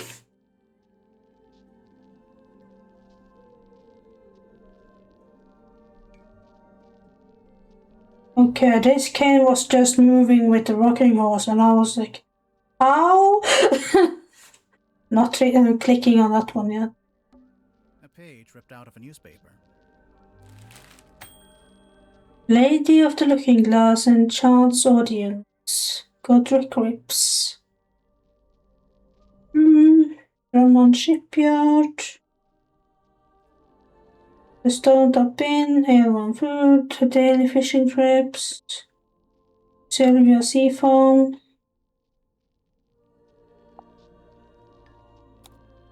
The young illusionist who goes by Symmetry Silk Moth. Because why not? Begins the show with her signature act in which she somehow holds parlance with her own reflection in a large antique mirror. The two symmetries, who seem to move independently on one another, speak upon their morbid anxieties, intrusive thoughts, which, it transpires, from a theme of the show of a larger even though at large. Even though I have my theories about how the trick is achieved, a less cynical eye it will present a thoroughly convincing spectacle. Catch of the day, mysterious sea serpent hauled ashore.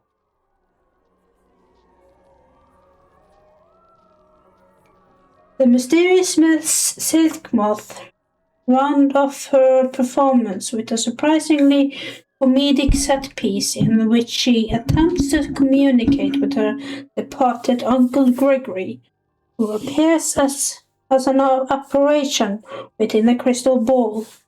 However,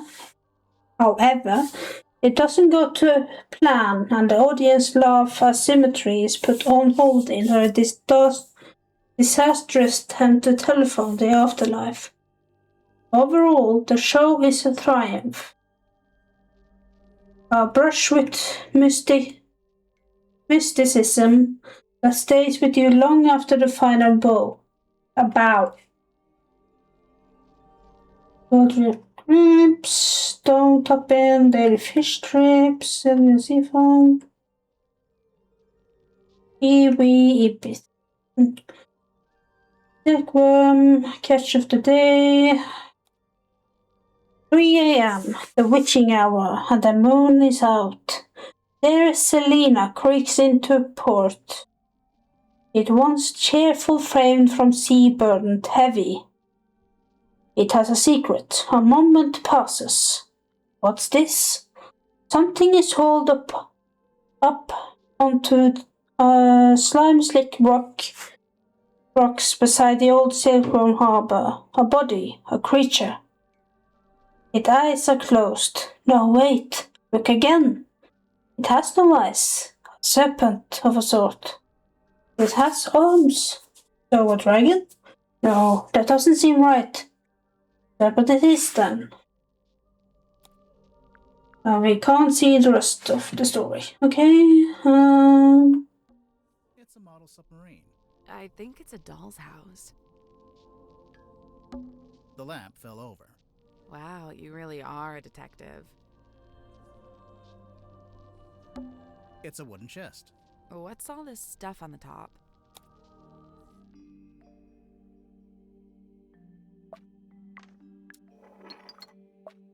Let's see.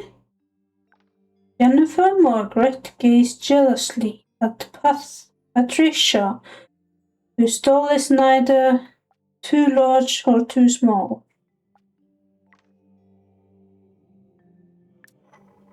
Okay, so we have two ladies.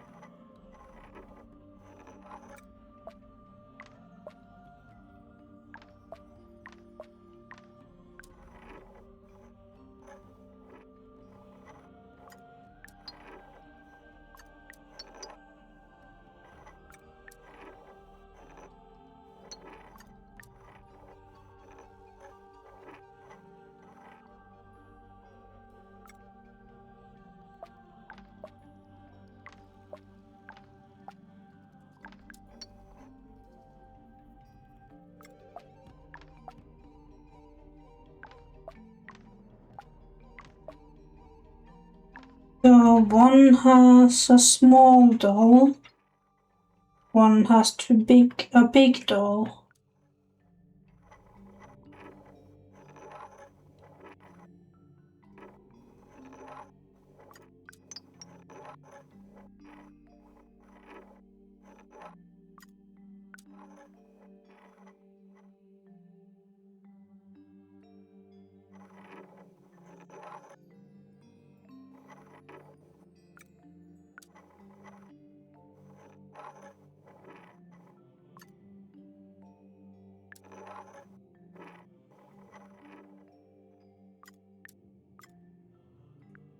Nope. First things first, we need to make sense of that clue written on the box. Right. Surely it's the key to knowing where to put everything else.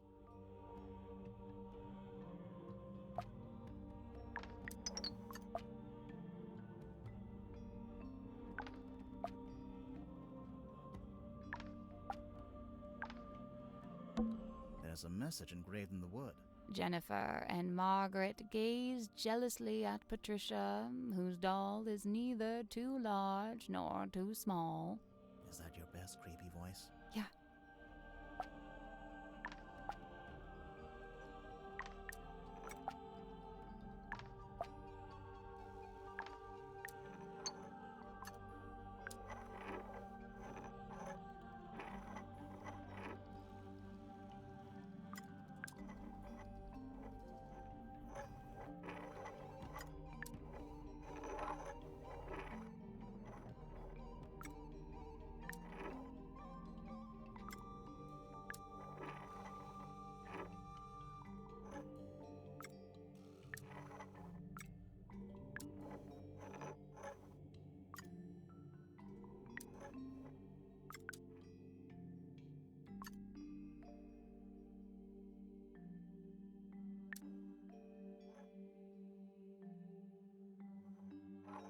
They gaze at the doll, who's neither too big nor small.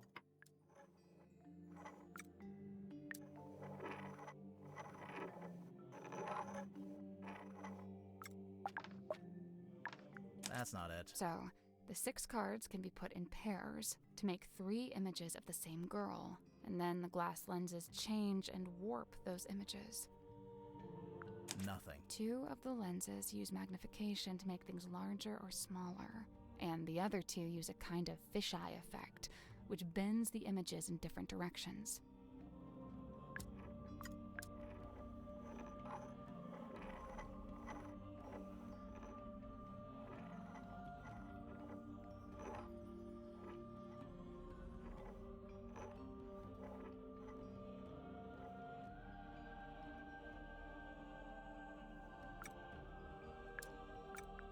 Nothing. 2 of the lenses use magnification to make things larger, and the other 2 use a kind of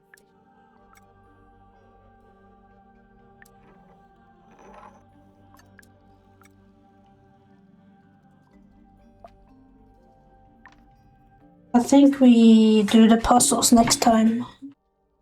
Just do the we can get an introduction to the puzzles and then we do the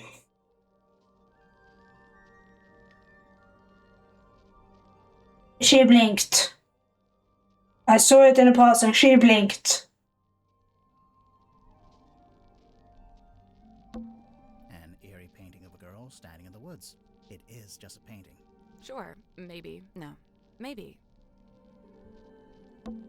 It's a magic vanishing cabinet. I think it's just a wardrobe. Let's take a look inside. It's blinking. Oh, it's empty. Vanished. Hey look, Sally. It's a giant dice. Die. What did I do? Fish hanging from the ceiling. It's like we're underwater. We are underwater. Oh, yeah. A walking stick, standing up by itself. I think it's part of an illusion. What illusion? Invisible man, maybe? I don't see it.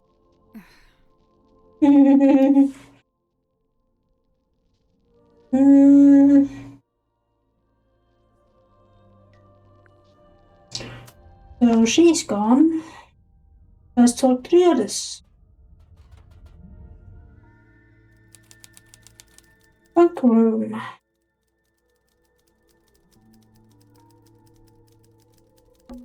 A bunch of discarded paper. There's something typed on it. Yeah, but I can barely make sense of it.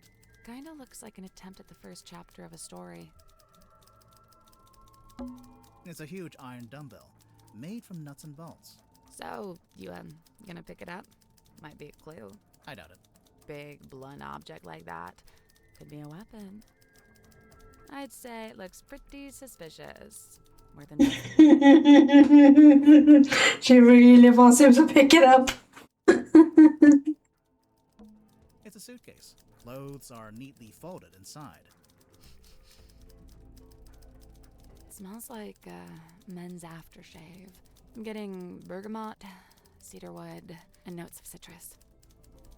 He's very Suitcase. he's very good at this distinguish what smell she finds.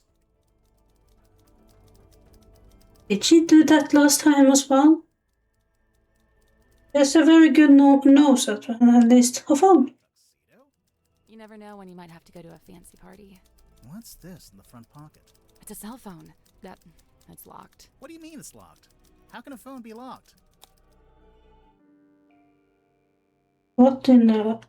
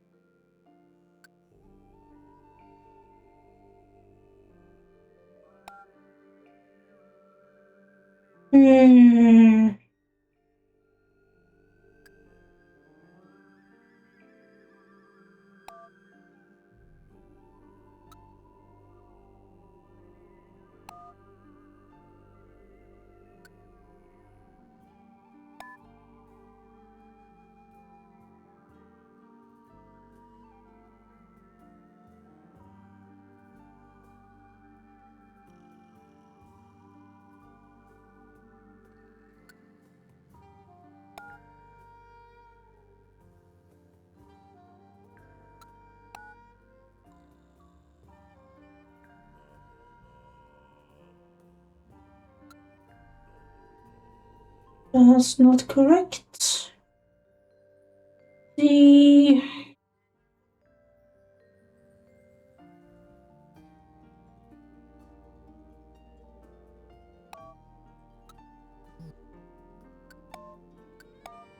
Okay, so this one stays in the middle.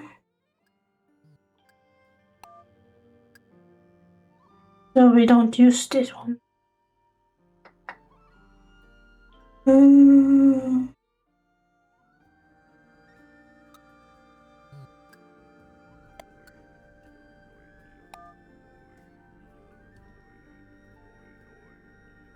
Let's see, we have those.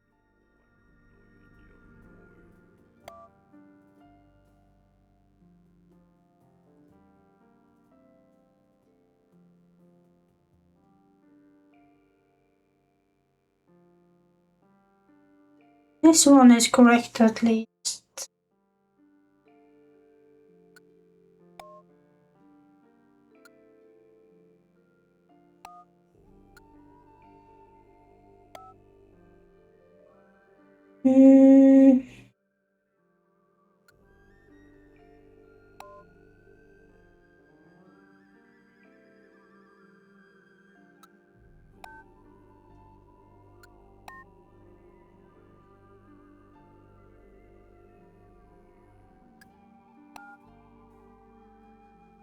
So we got the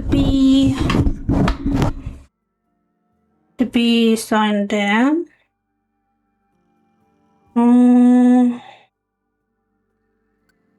Maybe it's this this one.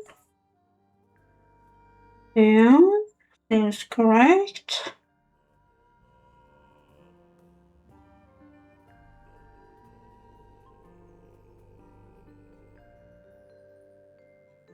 And,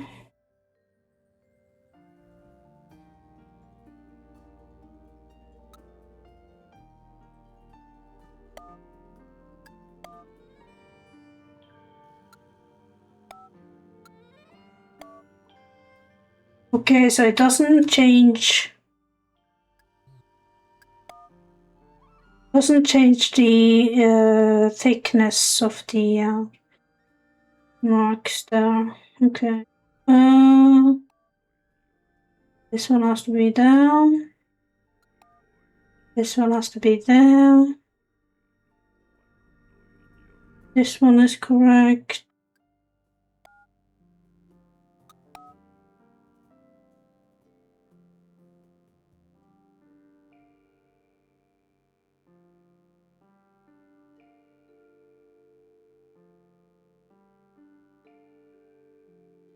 It should be right now.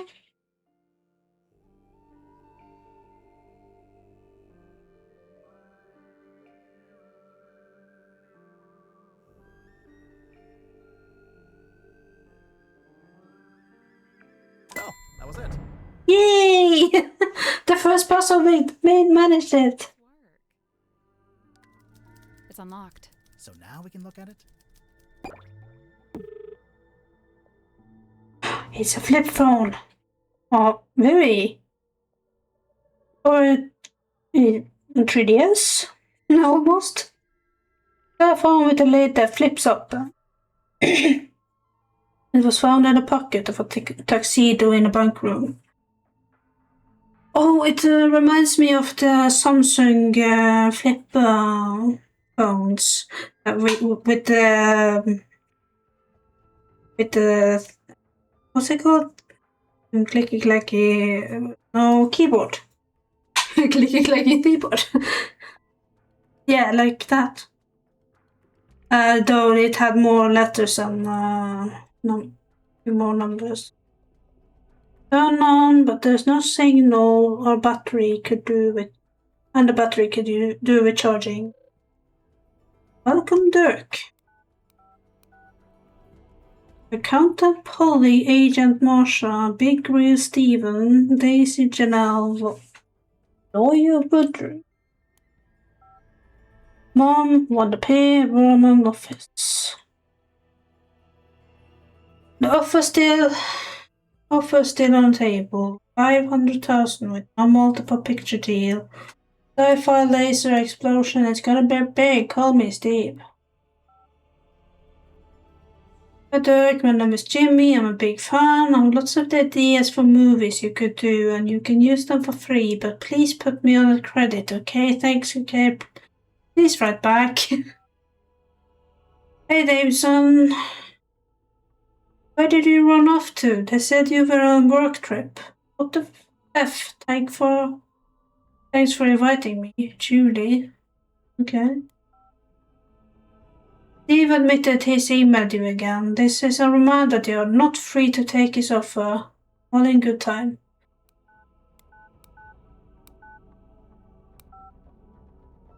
So he is Steve. Not take offer. Okay. See you on the phone again. This caller outgoing 178. No one here. Okay. A bunch of discarded There's papers. something. Yeah, but I can Kinda barely. looks like an attempt at the first job.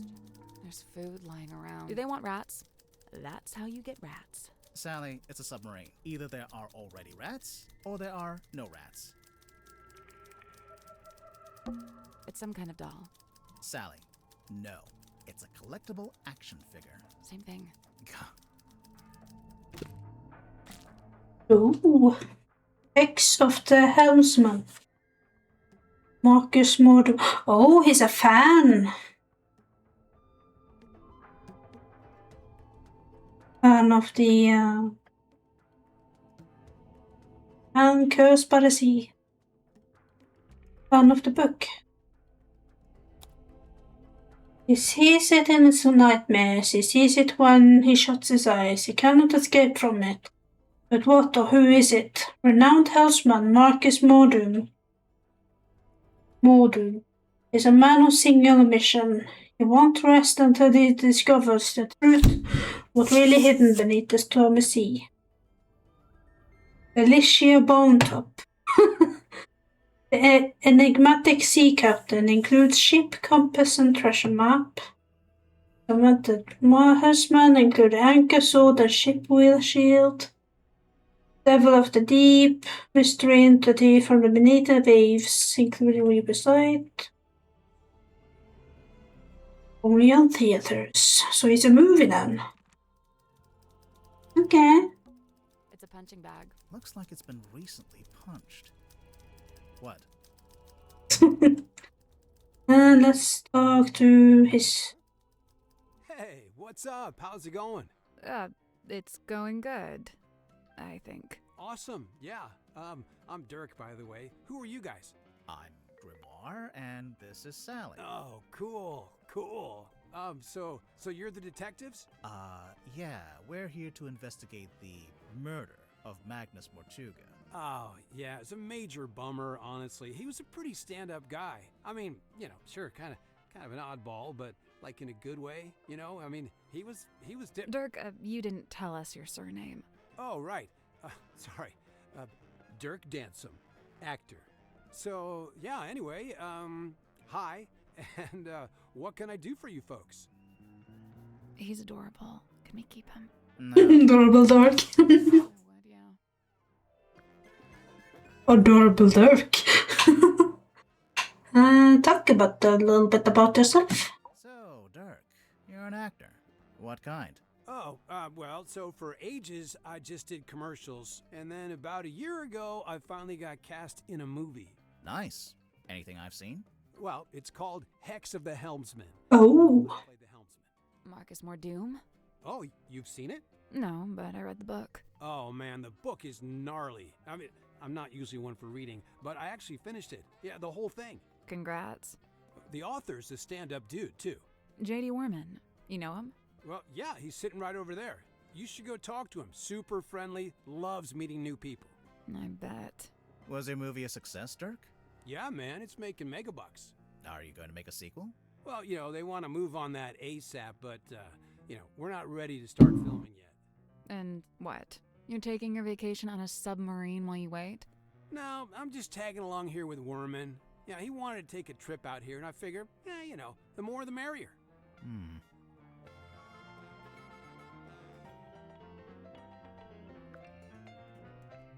Is it normal for actors to join the author, manuscript writer?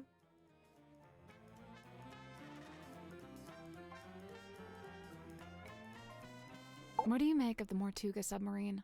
Man, this place is wild. It's like something out of a weird old book. Nobody back home is gonna believe any of it. How do you like living here? Honestly, mixed bag. So I love meeting all the weirdos that ended up down here. All kinds of people I'd normally never rub shoulders with, But man, is it dark. I mean, there's no sun, no day, no night. You barely even feel the time passing. Listen, if you're not careful, it'll get you. No, for real. You seem to be holding out. Ha, well, thanks. So far so good. How long has it been? Worman and I arrived a couple of weeks ago. We're the most recent arrivals, aside from Mariana. It's lucky they still had this room free. You ended up with pretty nice living quarters. I guess. I never really thought about it. Dirk, you're basically just a passenger, am I right? You don't have a job here on the submarine? Well, I set myself personal goals. Like what? Like, I was trying to find out everyone's birthday. I got Cynthia's, Grip's, Tadpole's. Oh man, that one took some doing. Yeah, she does not like to share personal info, let me tell you. Mortuga, though? Brick wall, dude. He would not give me the goods. So he wanted to celebrate everyone's birthdays. That's kind. I got woken up when the submarine did a weird kind of movement, like a sudden tilt. It woke Worman up too. So yeah, we were both sitting there, awake, not sure what's going on. At some point, I got curious what time it was, so I looked at my watch. But as I was looking at it, it freaked out. Or the hands moving all over, like they were trying to point in all directions at once. If it makes any sense. Anyway, I didn't have any more time to think about it since then we heard the scream. Yeah, Werman and I left our room, went through the mess hall and towards the storeroom at the end. It was unlocked. Sim was standing in the doorway. Mortuga was on the floor, totally dead. I tried to help Sim, pull her away. Werman, though, he just stood there, staring. Like, didn't look away once. It was like he was trying to commit it to memory or something. Although, I don't think he noticed the person outside. Sorry, what? Outside the submarine. Yeah, I saw someone swim down past the window. I couldn't tell who it was, though. Okay. What did you do next? I wasn't sure what to do, to be honest. Luckily, Tadpole showed up a short while later, and she kind of took charge. Grip and Cynthia showed up next, then Mariana, then Zephyr. Tadpole wanted to know what had happened, but nobody had any answers for her. It was bad vibes all around. Sim and Cynthia left first, then Werman, then me and Mariana. We left around the same time. So, yeah, I went back to my room. Werman was there already. He'd gone straight back to work. And, that's all I got. Can I stop talking now? Nope, you have a lot to talk about. Talk me about Madame Tadpole. She's awesome. Got all kinds of stories. It takes some work to get them out of her, but it's totally worth it. Like, get this. I found out she used to be a rescue diver, but they banned her for being too good. How can you be too good at that? I don't know. She'd go too deep, stay under too long, break all the guidelines, Huh. I gotta say, no disrespect to Cynthia, but I'm disappointed Tadpole didn't become the new captain. What, did Tadpole say she wanted to be captain? No, I just think she'd be really good at it. I mean, she's smart, brave, plus she knows all about the ocean. I mean, come on. Listen, I heard the dude died because of a curse. Is that true? No, there's no evidence of a curse. Oh, still. Did you get to know Mortuga before he died? Man, I tried. Dude was not much for conversation. I tried explaining how I'm an actor playing a character that's kind of similar to him. Figured he'd be stoked. Let me guess. He was not, in fact, stoked. Actually, I tell a lie. There was one thing Mortuga wanted to talk to me about. Oh, yeah? He was super curious about contracts. Like the legal documents? Yeah, he wanted to know how they work. Like, how they can be used to make people do stuff or not do stuff. Weird. Contracts for devil's contract? Devil's advocate or something like that. I don't know. I don't know what I'm talking about. Talk about Mariana Moon. Man, she's really living out the escapist fantasy. I gotta say, I'm impressed. That's if you believe what she says. I think she might be making some of it up. Hey, it's funny you say that. I did notice something the other day. Oh? Well, she's supposed to be all, like, old-timey and stuff, right? But she was really curious about my cell phone. Curious how? Well, she was asking what make it was, what model number, like really specific stuff. Huh. Do you know why Grip's running a shop down in the engine room? I don't know, he's just doing what he's good at. Which is what? Fixing compasses and stuff. It's kind of a niche skill set. You say that, but I heard he ran a pretty successful business back in the town. Yeah, we saw it on our way here. It's boarded up now, like everything else. Dirk, did he ever mention why he closed it down? From what I gather, it was making him money, but it wasn't making him happy. He wanted to put all those navigation skills to use and actually head out on an adventure. That's fair. But you? Handsome, 6'2", blonde, athletic. Blonde. Amenable. Okay, you're hired. Please stop. And how long have you been an actor? Oh man, I've been trying to break into it for like forever. Okay, I'm gonna pause there.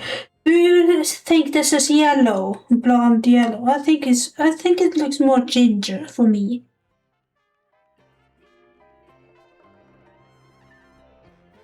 Continue on. But I was getting nowhere until Mr. Vanderpeer said he wanted to hire an unknown for his new project, Hex of the Helmsman. It's kind of a fantasy horror adventure. I play mysterious anti-hero Marcus Mordoom. He's pretty much the main guy. So you went from getting no work to getting the lead in a big movie. Crazy, right? So you're rich and famous now? Well, I mean, yeah, right? I mean, hello. Hello. Hey, what's up? Okay, so not famous. I am officially living the dream. How many people can say they're an action figure? I'll admit it. I'm jealous. You carry this thing around everywhere you go, Dirk. Of course, but I'm super duper careful to keep it in mint condition. Mint condition? I really wouldn't say. Yeah, they told me if I leave it in the box, it'll be worth way more in the future. Yeah, do you have the whole set? Looks like there are 2 other figures in the series. Oh no, they only gave me this one. My co-star Julie has the other 2. Is Julie on the ship? This is yours, Dirk? We literally found it in the pocket of your tuxedo. How'd you know for sure it's my tuxedo? Dirk, show me one other living soul on the submarine that could even conceivably own a tuxedo. Hey, the guy who wrote this review has the same name as As who? I'm not sure if I'm allowed to say. Not allowed to say. James Dusk? Is there someone else named Dusk on here? It's a map of Silkworm? I don't know much about the town. You'd be better off asking someone else. I like how this time they actually say that about every evidence instead of like, I don't know anything about that. You might talk to someone else. This time they actually talk about everything. Grip must have really steady hands working with all those small parts, huh? I could never. That's my bottle. What? Really? Well, yeah, that's one of my non-alcoholic beers. Of course, someone's waxed up the top and put a whole bunch of green stuff on the bottom. Man, Mortuga really was an odd duck, wasn't he? I mean, who owns something like this? What's it even for? It used to be locked, so I think he kept something inside it. Oh, what? And it got stolen? The thing? Whatever it was? Maybe, yeah. Whoa, I wonder where it is now. Hard to say, since we don't know what we're looking for. But somewhere on the submarine, I guess. Not necessarily. Someone could have thrown it into the ocean. Oh, great.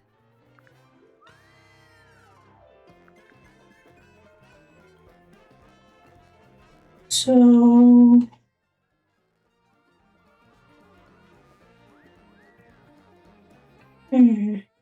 What's the deal with those holes? this music is a bit too much though. It was a sail.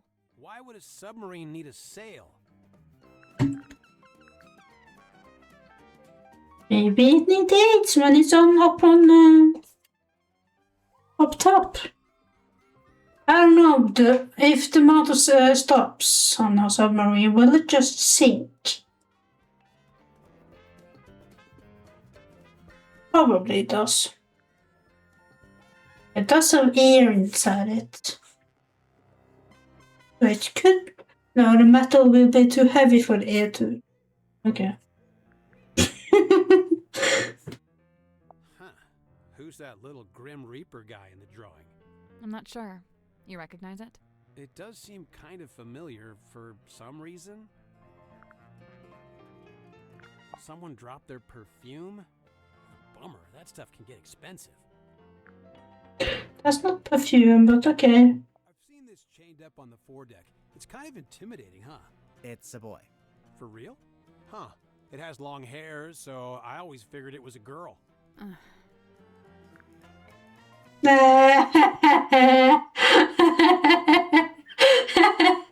It's a boy. I don't think it's a girl.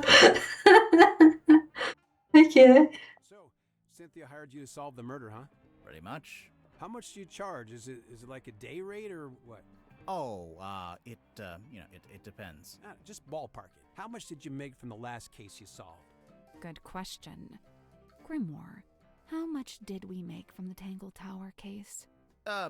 Well, you know, extenuating circumstances, being what they were. You never secured the payment, huh? Grimoire! Please tell me you... Yeah, how long have you been streaming for? Usually says on...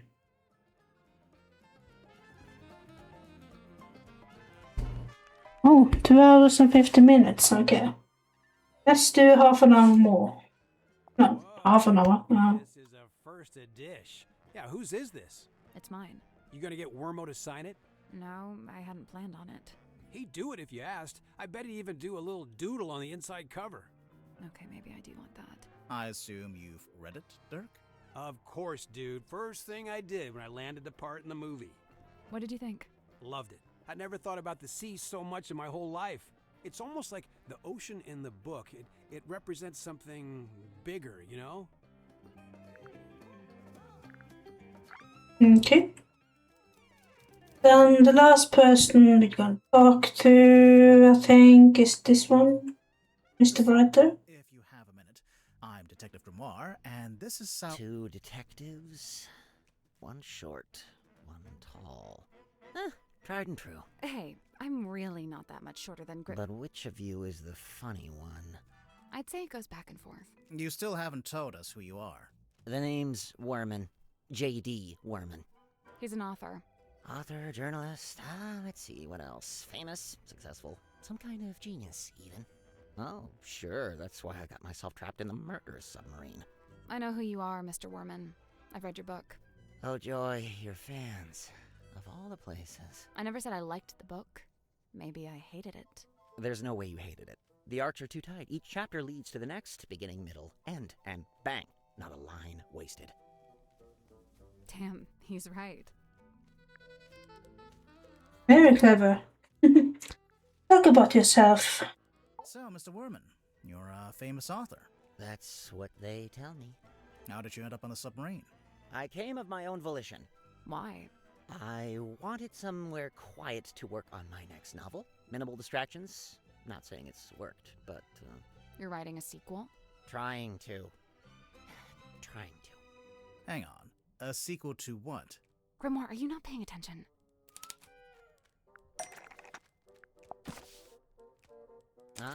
There she is. Benefactor and burden both. Sally, how did you know to bring the book with you? Because Mr. Worman's local to the area. It says so right here. Hailing from a small fishing town named Silkworm on Sea, J.D. Worman moved to the big city to write his first novel. My publisher wrote that. It's quite true, but she made it sound so saccharine. So you're from the town, you moved away, and then you came back. Now, see, you've gone too far in the other direction. That's too utilitarian. I get going back to your hometown for peace and quiet, but then to end up on the submarine? How did you even find out about it? Did you already know Mortuga? Oh, I knew of him. He's a figure of some infamy, submarine included. In fact, it was good to finally put a face to the name after all those years. He was infamous. Okay. So, how'd you like living on the Mortuga submarine? I will say, as a writer, it's a boon to be aboard this thing. And the whole place is dripping with human narrative, stories practically leaking out of the walls. It's also a lot noisier than I thought it'd be. I couldn't have guessed Mortuga would basically be running a bed and breakfast down here. It was already busy when you arrived? Mm-hmm. Before the arrival of Mariana Moon, Dirk and I were the last 2 to join the gang. It's kind of surprising there was still a bunk room free at that point. Well, I wouldn't look a gift horse in the mouth. What's it like sharing a room with Dirk? Oh, we get on like a house on fire, 2 peas in a pod, that's us. And what about everyone else? It's a fascinating little microcosm, utterly discordant and yet somehow harmonious. At least that's how it felt before the captain was murdered. Night rolls around and I can't sleep, as usual. I say night, I'm referring to the indistinctive block of time we on the submarine have agreed to collectively refer to as night. Anyway, I'm wide awake, so I stay up to get some writing done. I don't want to deprive Dirk of his beauty sleep, so I took my typewriter out into the mess hall. Was anyone else in there? Godric came up a few minutes later, brought some kind of busy work with him. So there we were, whiling away until I look up and see this woman. Mariana Moon, apparently. Good name. Probably fake, but good. She got straight to work trying to extract my entire life story, but then Mortuga shows up and we all go quiet. The guy looked miserable, and he passed straight through the room like a ghost. But before he leaves, he asks us to show Mariana around the submarine. I really didn't have the energy, so I made an excuse and left. I slept for barely an hour before a big jerk wakes me up. I'm not talking about Dirk. I mean, the submarine, it moved, tilted. Anyway, I tried to get back to sleep, but no. Now there's a scream. Dirk and I follow the sound all the way down the corridor. Symmetry's frozen in place in the doorway at the end. And behind her, Mortuga, dead, laying in front of some ancient stone cauldron. The lid of the thing flung open, like something had just burst out of it. The whole scene was otherworldly, like a painting. Then Madame Tadpole arrived, with just about everyone else trailing behind her. Tadpole brought everyone with her, so she already knew about the murder. From what I gather, she discovered the body and then left to go get everybody else. And you know, I really didn't want to get in her way, so I returned to my room to await further instruction. Did you go back to sleep? No, I couldn't. I went back to work. Figured I'd be better off keeping busy, you know.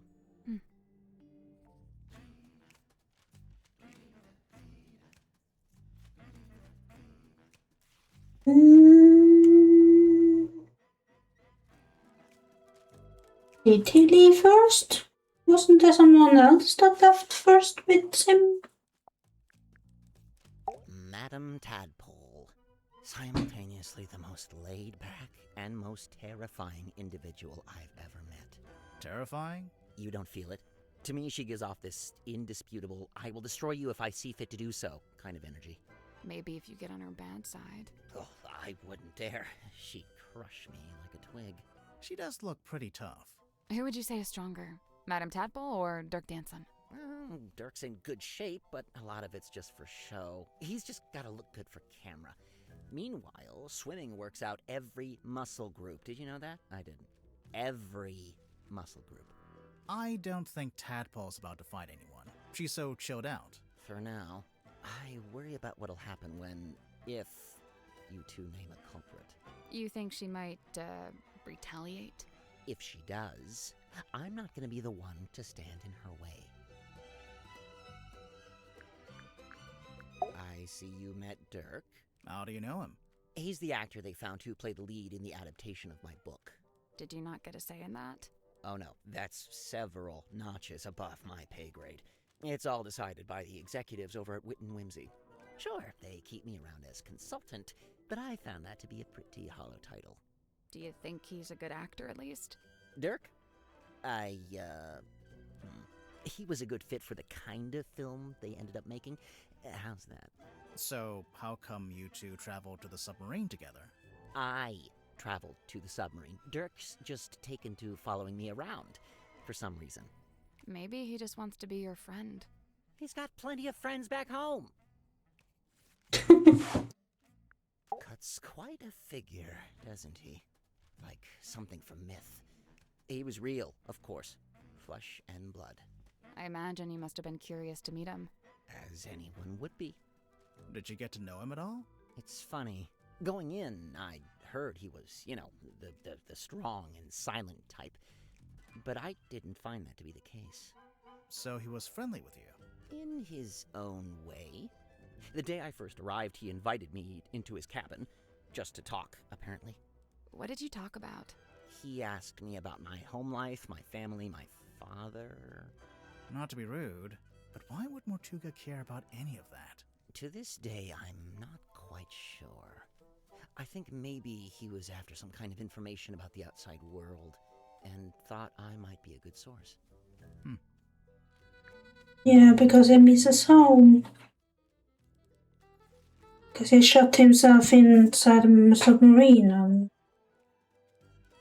wanted some home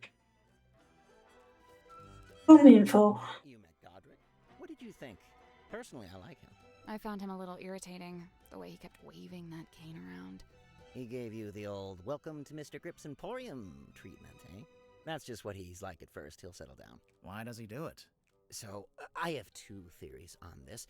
One, he's an introvert who falls back on his rehearsed persona when he gets nervous. Like when meeting someone for the first time. Right, exactly. What's your other theory? He assumes people will find the real him boring, not worth knowing. I don't think your two theories are mutually exclusive. They might both be right. So, what is the real Grip like, once you get to know him? I don't know. He's kind of like one of those savants, you know, kind of odd, but seriously gifted. In his case with cartography, I guess? Navigation. Moon's your lead suspect, I presume. No. Why would she be? Oh, the timeline. She shows up, and bang, Mortuga murdered. Maybe it's just a coincidence. I'm just saying, nobody even knows why she's here. I'm not sure we know why you're here. I already told you, didn't I? Genuinely, I can't remember. So what made you want to become a writer? That's all I've ever done. I was given a job writing for a newspaper when I was pretty young. Given a job? Yeah, friends in high places, you know. Like who? My father was the mayor. Ah, that'll do it. Did you enjoy writing for the newspaper? Sometimes. Other times it was painfully dull. I've got a tendency to lean towards hyperbole, and the everyday goings-on in Silkworm weren't always enough to satiate me. For every rumor of a cursed man disappearing into the ocean, you'd have 10 elderly couple file complaint over garbage collection. Rumor of a cursed man? Wait, you wrote an article about Mortuga? Oh no, I quit before that. I left town and went off to the city to be an author. And the result? Hex of the Helmsman. 50 national bestseller lists. As we speak, it's being translated into 5, 6, 7, 8 more languages. Must be nice. Your first book, and it's a big hit. I'm not complaining. I can see why you'd be writing a sequel. I really don't have a choice, do I? This is how things go. If you get a success, you have to keep it going. Not necessarily, but...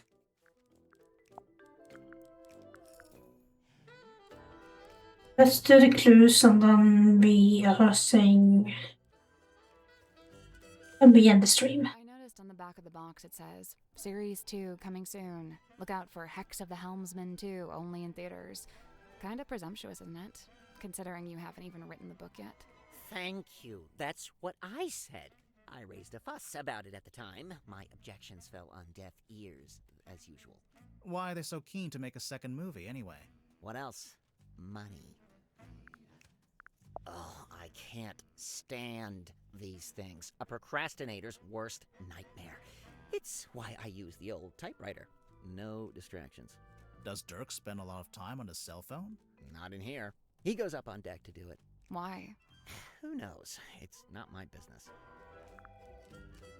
Do not let people listen in on his calls. Now this is a throwback.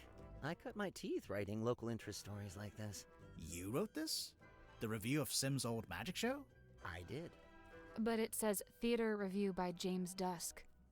Oh, wait. And she finally works out what the JD stands for in JD Werman. Sorry, your name is James Dusk? And you changed it? Okay, let's see. The symbol on the top left, next to Governor's Manor, that's the fellow emblem. Oh, you knew that already? Kinda, but keep going. Oh, that's my father's emblem on the top right, the one next to Town Hall. D for Dusk. Mayor Dusk. Your dad was the mayor and you grew up in the town hall? Must have been nice. Yeah, sure. Hang on. Your dad is listed on the back here, on the family tree. And there's a line between him and Felicia Stonetop, see? It's a stretch to call this a family tree. More like a tree of speculative conjecture. I feel like this sometimes. What do you mean? Cogs falling out, too many needles, all pointing in different directions. Oh, well, maybe you're just partway through being fixed. Sometimes you gotta make a mess in order to tidy up, you know? You know what? That's rather eloquent. Bravo. Grimoire, did you hear? I said something eloquent. Oh, sorry, I wasn't listening. So he doesn't like having a sister. A half-sister. Okay, let's see. The symbol on the top left. Oh, you knew that already? Kinda, but Oh, D for dusk. your dad was the mayor Yeah, and... sure. Hang on. Your dad is listed on the back here, on the family tree. And there's a line between him and Felicia Stonetop, see? It's a stretch to call this a family tree. More like a tree of speculative. Didn't she die last? Yeah, she died last game. What? Do you know what this is? Well, it's a bottle, isn't it? Where did you find it? Madame Tadpole's room. She likes to collect stuff she finds in the ocean. Does she now? What fun, what fun. Mr. Warman, do you know what this bottle is? Nope. No idea. Oof. It's a strong image. The ancient cauldron opened for the very first time. It can't be the very first time. Someone must have opened it before. Semantics. So, what do you think was inside? Does it matter? I'm pretty sure it does. It might explain how or why Mortuga died. True. The murder weapon, maybe? Like a knife? Sure, why not? It would explain the scratches on the inside, after all. I guess. The Stargazing Girl. Sounds like a good title for something. Like a book? Or a film? A one-woman play, surely. Great pull quotes. That's some strong marketing for a small-town theater. Did you ever see the show? Yeah, I did, as part of my old newspaper job. Why is it called Lady of the Looking Glass? The central trick was Symmetry talking to herself in a mirror, only sometimes the reflection didn't move with her. How did she do it? My guess is the mirror can switch between being reflective and being see-through glass. You know, looking through to a second Symmetry on the other side. An identical twin, maybe? Probably just a very good dummy. Picture of a moon. Tried asking Mariana Moon? Wow, never would have thought of that. Occam's razor, my dear. Who? I don't think we've met him yet. I tried asking Mortuga what this was. No luck? He just said it was something he'd picked up on his travels. Picked up where? Floating somewhere in the middle of the ocean? Yeah. I assume so. Let's have a look. Murder victim locked himself in the room, body discovered, no weapon found, cauldron open for the first time. Yeah, nice. Just enough information to hook you without giving too much away. Cynthia knows what she's doing. So, you've read it, Sally, but Grimoire hasn't? Nope. What's it about? I'd really rather not reduce it to a single sentence. It's about a guy named Marcus Mordoom looking for something called the Devil of the Deep. And does he find it? I just think it'd be better if you took the time. Yeah, kind of. It gets a little abstract towards the end. So what? It's just Marcus Mordoom on a ship, and that's it? We're talking about several themes carefully laid on top of each other. It's also a love story. Marcus is in love with a woman named Belicia. She's his captain. I don't see her on the cover. Really, all the nuance is lost if we just... No, she's there. Kinda. Like I said, it gets abstract. I'll take your word for it. If you'd like to read Nah, that's okay. No time. No time to read. It's getting late. So I think we end it there. I really want to go back to streaming again. So maybe Sunday? Yeah, I think I have to do the Sunday one. It's gonna be hectic at work going forward, so maybe Sunday is the best time. Yeah, it's best time. So see you at Sunday. At 7. Or let's say 6 PTSD.